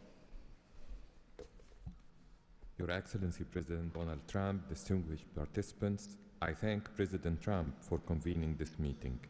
His Excellency's direct involvement and commitment to promoting peace in the region has been instrumental in achieving an end to the conflict in Gaza, which was previously considered unattainable. Egypt supports President Trump's vision to usher in a new era of peace and coexistence among the people of the region, in which the Palestinian people enjoy the rights to self-determination and statehood, in accordance to relevant international resolutions. Egypt also appreciates President Trump's firm position on rejecting the annexation of the West Bank. Egypt supports the mandate of the Board of Peace as a principal framework for governing the transitional period in Gaza. It is necessary to fully empower the National Committee for the Administration of Gaza to function effectively from within and throughout the Strip. Also, preserving the institutional and geographical link between the West Bank and Gaza is vital for the Palestinian Authority to eventually resume its role in Gaza. Within the framework of Egypt's support to President Trump's plan, Egypt will continue its effort to train Palestinian police personnel to maintain security within the Strip. Egypt values President Trump's position rejecting the deportation of the Palestinian people from Gaza as reflected in the 20 points plan, and stresses the importance of initiating early recovery projects in the whole of the Strip in a manner that preserves its geographic unity. Let us consider today's meeting as an initial step in advancing these objectives. Again, thank you, Your Excellency President Trump. Thank you. The Prime Minister of the State of Qatar. Thank you. Mr. President, distinguished members of the Board of Peace, thank you for convening this meeting under the banner of peace. Qatar reaffirms its commitment to the Board of Peace as it was committed to the very first day of the mediation efforts. From that day until the end, when we have witnessed in that historical moment in Sharm el-Sheikh the signing of this agreement together with our partners. For decades, this conflict has burdened our region and the world, and our responsibility remains to achieve a just and lasting resolution. The board, under the President Trump leadership, will advance the full implementation of the 20 points plan without delay, ensuring fairness and justice for both Palestinians and Israelis. In this spirit, Qatar pledges $1 billion in support to the board mission aimed at reaching a final resolution that fulfills Palestinian aspiration for the statehood and recognition, and the Israeli aspiration for security and integration. We will also continue our humanitarian coordination together with our UN partners and the Board of Peace. Thank you very much. Thank you. The Deputy Prime Minister and Foreign Minister of the UAE. Mr. President, thank you for gathering us today. I really hope that the beginning of Ramadan will give us all guidance towards peace, coexistence, and living in prosperity with each other. Mr. President, just over 5 years ago, you, with your friend, my president, Sheikh Mohammed, and the Prime Minister of Israel, launched the Abrahamic Accords. And since then, we've managed not only to work with you, with Israel, towards a better future for the region, but even when October 7th took place, the UAE managed to work with Israel in providing, since the war started, almost $3 billion of assistance to the Palestinian people in Gaza. Today, Mr. President, the UAE announces a further $1.2 billion for supporting Gaza through the Board of Peace, which I'm delighted that I've been working with so many friends like Steve and Jared, Secretary Rubio, who's been so inspiring in so many other ways, on so many other fronts, and looking forward working with him for in the future. And Mr. President, if it wasn't for your support, I think this board would not have been gathered. We would not have had the meeting in New York to end this war, when you gathered 8 leaders of the region to end this war. So, Mr. President, during Ramadan, we pray for your success. Thank you. Thank you. The Minister of Foreign Affairs of the Kingdom of Morocco. Thank you. Mr. President, His Majesty King Mohammed VI welcomes and supports your vision and leadership to foster peace and prosperity around the world, and in particular in the Middle East. Thanks to your peace plan for Gaza, a ceasefire was achieved, a tragic war was ended, lives were saved, and a pragmatic and forward-looking approach to rebuild Gaza was crafted. Today, as a committed founding member of the Board of Peace and upon instructions of His Majesty King Mohammed VI, Morocco is pledging the following in honor of the President Trump's visionary peacemaking. 1, Morocco has already made the first ever financial contribution to the Board of Peace. 2, Morocco is ready to deploy police officers and train policemen from Gaza. 3, Morocco will deploy a high-ranking military officers to ISF Joint Military Command.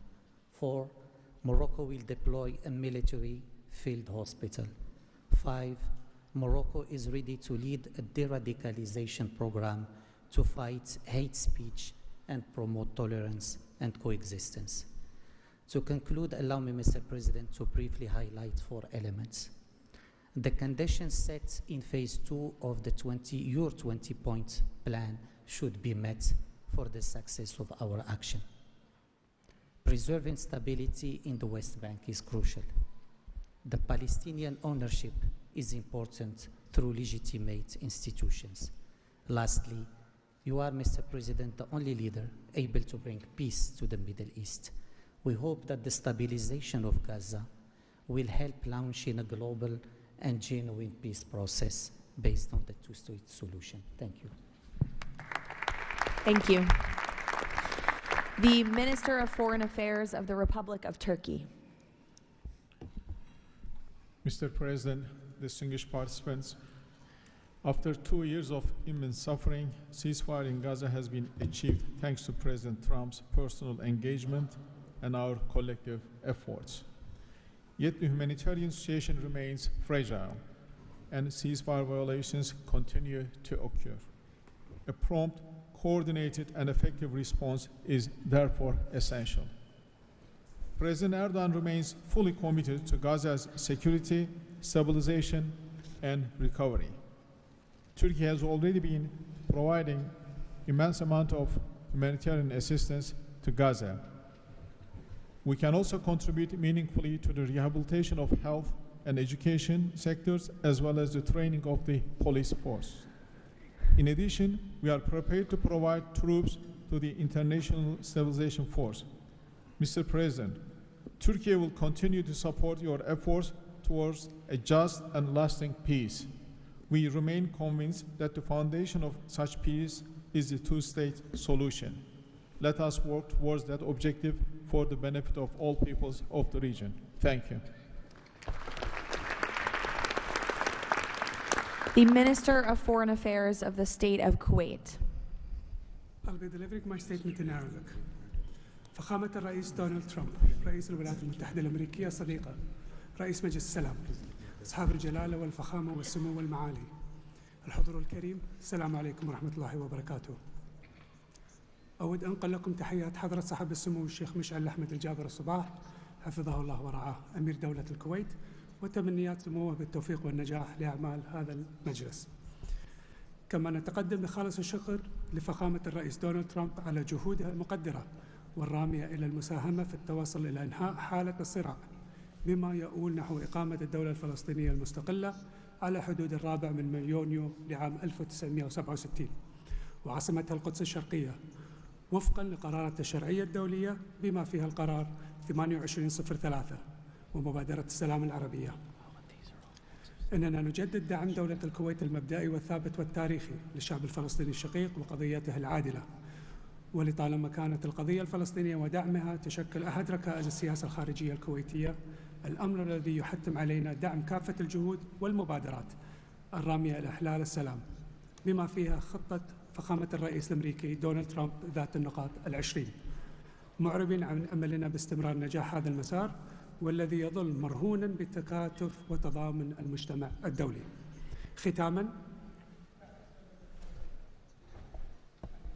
مالية بقيمة $1 أمريكي على مدى السنوات القادمة، دعما لجهود مجلس السلام وتأكيدا على التزام دولة الكويت الثابت بدعم كل مسعى يهدف إلى رفع المعاناة عن الشعب الفلسطيني الشقيق وتحقيق الأمن والاستقرار في غزة. والسلام عليكم ورحمة الله وبركاته. Thank you. The Minister of State for Foreign Affairs of the Kingdom of Saudi Arabia. Thank you, Mr. President, distinguished members of the board, distinguished guests.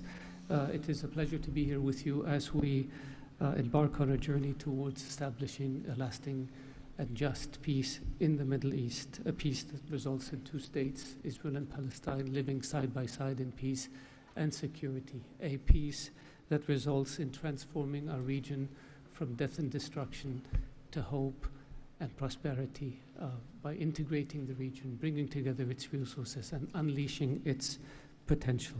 The Kingdom of Saudi Arabia, Mr. President, has been seeking peace and justice in the Middle East since for a very long time. In 1981, King Fahd offered the 8-point plan, which was adopted by the Arab world at the summit in Fez, that essentially established or reconfirmed the notion of land for peace. In 2002, Saudi Arabia, the late King Abdullah, launched the Arab Peace Initiative, which was adopted by the Arab world unanimously, as well as by the Islamic world. Today, the custodian of the two holy mosques, King Salman bin Abdulaziz, and His Royal Highness Crown Prince Prime Minister Mohammed bin Salman are working towards realizing a vision for peace and prosperity and security and integration in our region. So, Mr. President, we look forward to working with the Board of Peace to establish this noble objective, and I'm pleased to announce that King Mr. Adbeba will pledge $1 billion over the next few years in order to achieve this objective, to work towards alleviating the suffering of our Palestinian brothers and bring them the peace that they and the whole region so desperately desires. So thank you very much and good luck to all of us. Wassalamu alaikum wa rahmatullah. I know there were a few more leaders who wanted to quickly share a few words, so we will go to the President of the Argentine Republic, Milei. Señor Presidente, distinguidos miembros del Board of Peace, la nueva Argentina ha adoptado una posición clara en política exterior. Defendemos de forma inclaudicable el derecho a la vida, la libertad y la propiedad y sus instituciones derivadas, la igualdad ante la ley, la libertad de expresión y el libre comercio. La defensa de esos derechos no es negociable, es un prerequisito para la paz. Pero no todos los actores internacionales juegan con las mismas reglas. Hay quienes rechazan esos derechos, los pisotean y se benefician de lo que los demás respeten. Frente a ellos, la buena voluntad no alcanza. Necesitamos instituciones con voluntad y capacidad de hacer valer las reglas. La paz duradera no se construye sobre consensos que ceden en lo fundamental. Se construye sobre la determinación de defenderlo. Si vis pacem, para bellum. La Argentina participa de este Consejo con la convicción de que la paz exige decisión política y una arquitectura institucional capaz de sostener soluciones reales en el tiempo. El presidente Trump ha predicado con el ejemplo, mediando el acuerdo de paz en Gaza, acuerdo que luego ratificó la resolución 2803 del Consejo de Seguridad de las Naciones Unidas. El Consejo de la Paz nace como expresión de ese liderazgo, con el mandato de ejecutar un plan de pacificación y reconstrucción y los mecanismos para hacerlo, entre ellos una fuerza internacional de estabilización. En esta etapa inicial, Argentina está lista para contribuir. Ponemos a disposición la colaboración de nuestros cascos blancos. Nuestra trayectoria en operaciones de paz es un capital probado que ponemos al servicio de la fuerza de estabilización. Creemos en una diplomacia que asume riesgos para alcanzar la paz. Creemos en el liderazgo que enfrenta desafíos complejos con determinación, como el del presidente Trump. Y creemos que la única paz que vale la pena construir es la que descansa sobre los derechos innegociables del hombre. El Consejo de la Paz ofrece un marco para avanzar en esa dirección. La Argentina lo respalda. Muchas gracias. Thank you. The Prime Minister of Hungary, Mr. Orbán. Dear Mr. President, Excellencies, dear colleagues, first of all, let me express the appreciation of the Hungarian people to President Trump for his tireless peace efforts all around the world. Hungary is the only country to be represented here on the highest level among the founding members from the European Union. I represent a country which has been living in the neighborhood of a brutal war for the last 4 years. We all know this war would not have broken out if President Trump had been in office at that time.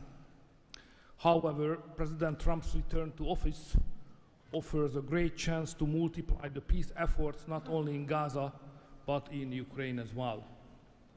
We in Europe understand clearly that the security situation in the Middle East, and especially in Gaza, has a significant impact on the security of Europe.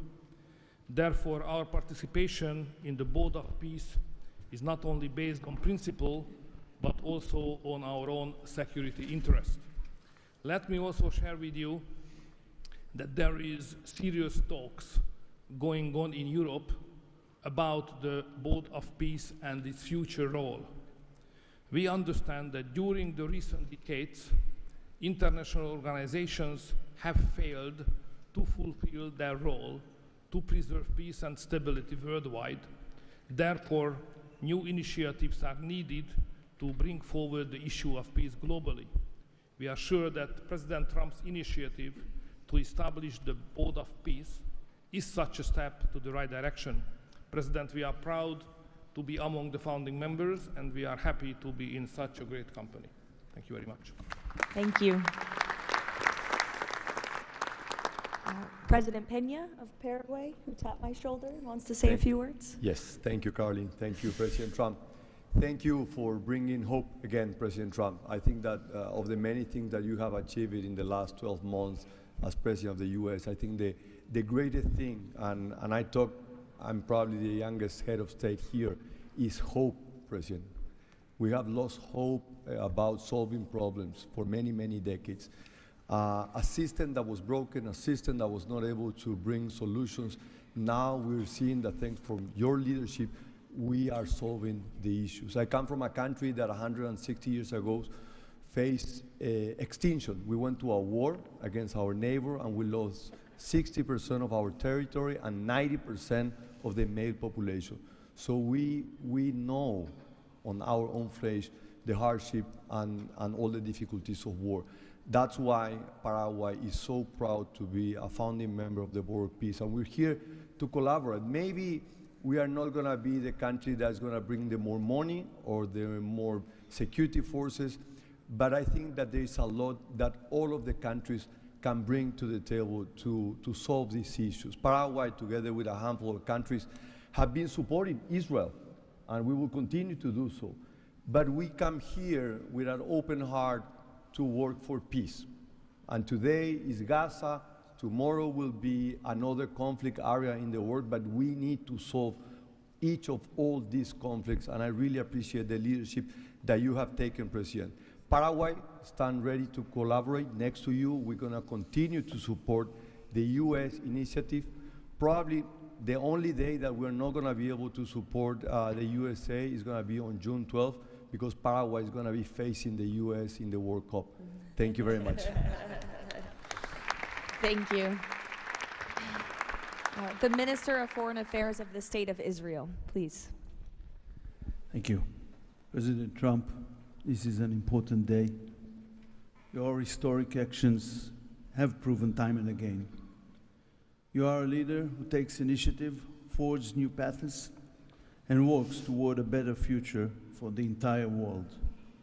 Your visionary leadership, alongside with Prime Minister Netanyahu's resolve, brought all our hostages home from Gaza. Thank you for that. I'm proud to represent here the State of Israel that stood through such a difficult war for 2 years on 7 different fronts, demonstrating resilience and strength. As I stand here, I recall the 925 brave soldiers that gave their lives in a war against pure evil, Hamas, Islamic Jihad, and Hezbollah. These are the best people.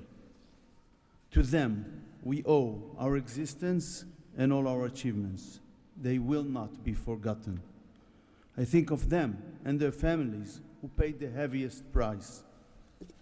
Since Hamas violently took over Gaza in 2007, it built the largest terror state in the world with huge terror infrastructure above and below ground. October 7 was the peak of Hamas' ongoing terror campaign through decades. Hamas raped and murdered women, killed children in front of their parents and parents in front of their children, burned whole families alive. That terrible day will not be forgotten, and we must act to ensure it never repeats itself. Distinguished leaders, all previous plans for Gaza failed because they never addressed the core issues: terror, hate, incitement, and indoctrination. At the heart of President Trump's comprehensive plan are the disarmament of Hamas and Islamic Jihad, demilitarization of Gaza Strip, and de-radicalization of Palestinian society there. It's the first plan to address the root of the problem. We support it and are working and will work toward its success. As Mr. Mladenov emphasized, Hamas must be disarmed. That includes all its weapons, its terror infrastructure, underground tunnel network, and weapons production facilities must all be dismantled. As the plan emphasizes, there must be a fundamental de-radicalization process. The infrastructure that indoctrinates Palestinian children to hate and kill Jews in educational and religious institutes should no longer exist. All those are important not only for the Israelis. Gazans have lived under a terror regime for decades. The people of Gaza must be liberated from these terrorists. I want to make this opportunity to wish Muslims around the world Ramadan Kareem. Distinguished leaders, President Trump's visionary leadership creates, for the first time, an opportunity for a better future. On behalf of Israel, I say thank you, Mr. Trump. Thank you for your leadership. Thank you. Lastly, the Prime Minister of Pakistan.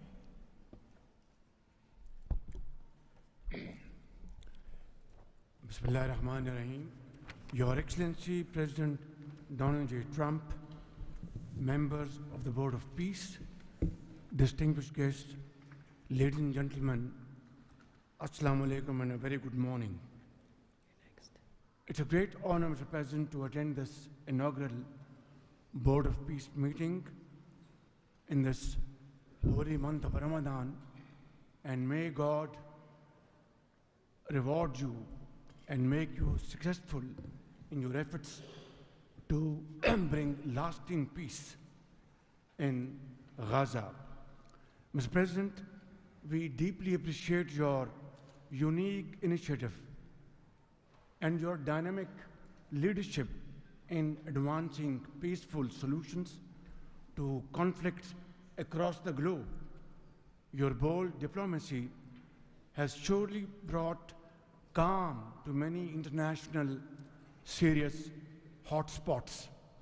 Your timely and very effective intervention to achieve ceasefire between India and Pakistan potentially averted loss of tens of millions of people. You have truly proved to be a man of peace. And let me say, Mr. President, you are truly savior of South Asia. The people of Palestine have long endured illegal occupation and immense suffering. And to achieve long-lasting peace, it is very important that ceasefire violation must end to preserve lives and advance reconstruction efforts. The people of Palestine must exercise full control of their land and their future in line with UN Security Council resolutions.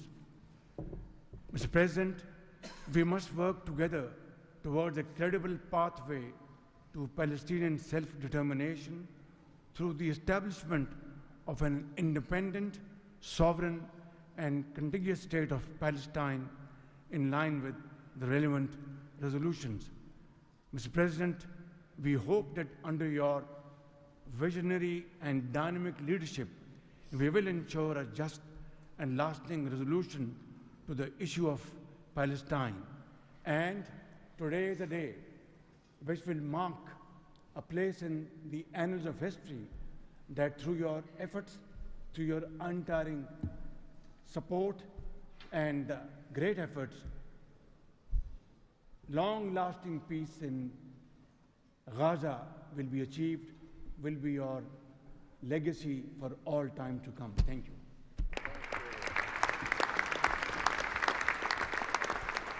Thank you. We will now hear from the president of FIFA, Giovanni, to share more about FIFA's new partnership with the Board of Peace. Thank you, Caroline. Dear President, distinguished leaders, dear friends, I just have 3 quick points I want to mention now. Football, that's the first point, football, or soccer as it is called, here is the world's universal language. It is spoken by 6 billion people, 6 billion fans who have the same feelings. It's about hope, it's about joy, it's about happiness, it's about coming together, and it's about uniting the world.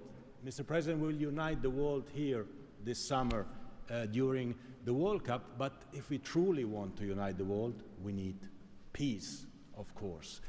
And this brings me to the second point, because today we announce a true partnership between the Board of Peace and FIFA, and I'm very proud and very happy to announce this. After having heard your presentations in Davos, I was feeling that we need to help, we need to do something. Everyone has to support peace. Everyone in this room, Mr. President, everyone outside of this room who would like to be in this room has to support peace as well. We all have to contribute for this, and that's why FIFA wants to contribute, because we don't have to just rebuild houses or schools or hospital or roads. We also have to rebuild and build people, emotion, hope and trust. And this is what football, my sport, is about. And the third point is that, of course, as you all know, images speak louder and better than words. So we prepared a short video, and you can watch this video. I invite you to look at it carefully. Thank you very much. God bless peace, and God bless the Board of Peace. Ramadan Kareem. Thank you.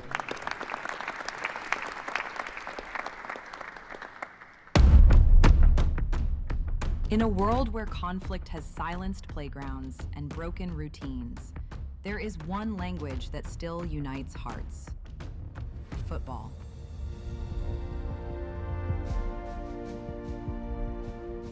A simple ball, a shared field, a reason to believe again. Today, FIFA and the Board of Peace come together to turn football into a bridge toward peace, dignity, and hope. Through this partnership, a complete football ecosystem will be created. FIFA and the Board of Peace will build football pitches, FIFA arenas, academies, and stadiums. This initiative will support the creation of leagues at youth, amateur, and regional level, strengthening community engagement both on and off the pitch. It will also generate diverse professional opportunities, supporting the development of local talent not only on the field, but across all areas that bring football to life. Football does more than create players and coaches. It rebuilds confidence, restores routine, reopens doors to education, teamwork, and belonging. Local communities take the lead. Parents, teachers, volunteers, youth leaders, all becoming part of a shared mission to heal, to rebuild, to move forward together. Around every pitch, new emotions and long-lasting memories emerge. Community matches, fan gatherings, youth education, and sport programs. New job opportunities appear to become coaches, players, sport doctors, administrators, events organizers. We will create football ecosystem with thousands of people to be involved and engaged constantly. Together, FIFA and the Board of Peace will build, in Gaza, 50 FIFA arena mini pitches, with a cost of around $50,000 per unit. This represents a $2.5 million investment. 5 full-size pitches in 5 different districts at around $1 million per pitch. A FIFA academy with an estimated investment of $15 million.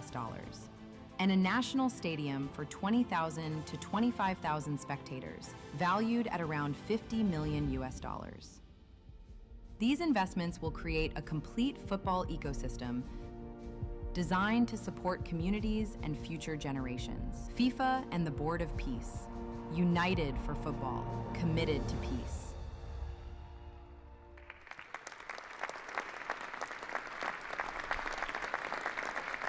Thank you, Gianni. That's wonderful. In advance of today's meeting, members of the Board of Peace were asked to vote on a resolution establishing the principles of financial integrity and transparency that will guide the board's work, and that resolution has passed unanimously.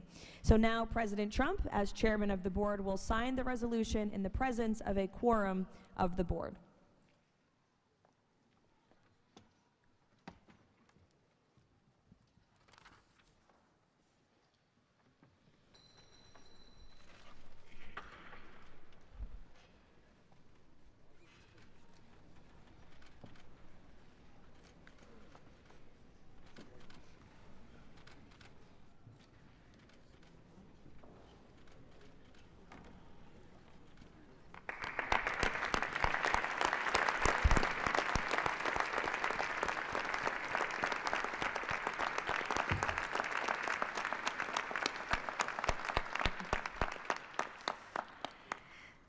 Now, while this is not a fundraiser, the Board of Peace has already inspired remarkable support from so many on this stage.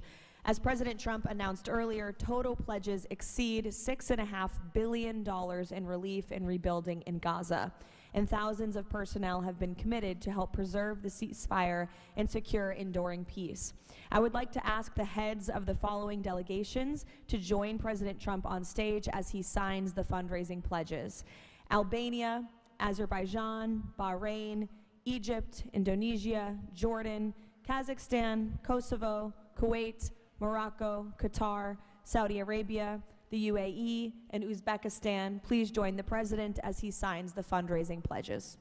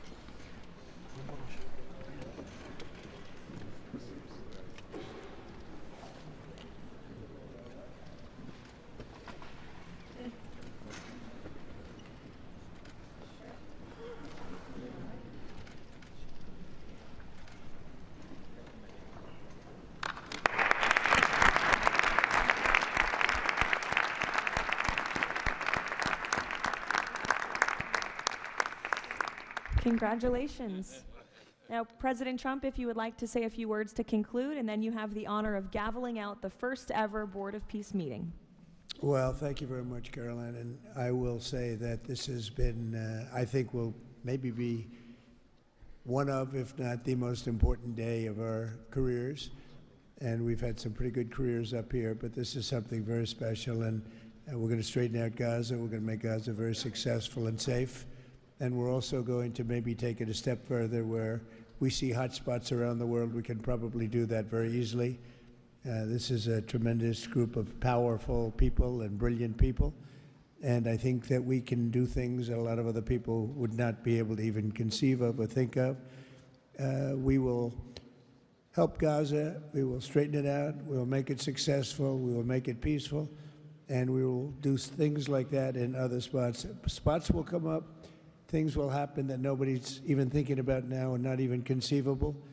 But we will take care of a lot of things, and we'll work again with the United Nations and bring it back to health. It needs help. It's got tremendous potential, but it needs a lot of help. And I think we can start with doing that pretty soon, Michael. I think we're going to work on that very strongly. We can fix up even the building physically. I love to see beautiful buildings. I like to see buildings fixed up physically, not look like they are in disrepair. We don't like that. So we're going to do a job with the United Nations. We're going to have some very good people, and you have some very good people there right now, but we're going to put some extra people in, and we're going to have it help us. But most importantly for today, the Board of Peace is going to lead the way in Gaza. We're going to make Gaza an example of success and safety and unity, and it's an honor that you're here, and I want to thank the media for being so respectful. You're really amazing. It's given the Board of Peace the respect it deserves. These are the most powerful people in the world, the richest people in the world through their countries, and they have made a tremendous commitment, and the United States likewise has made a tremendous commitment. Thank you to everybody for your involvement, and we look forward to working with you over the years for many, many reasons, many very, very good humanitarian reasons. Thank you all. Thank you very much. Thank you. Thank you, Mr. Thank President. you. Well done. Thank you, everybody. Ready? Thank you. We'll take it with us. Thank you, everybody.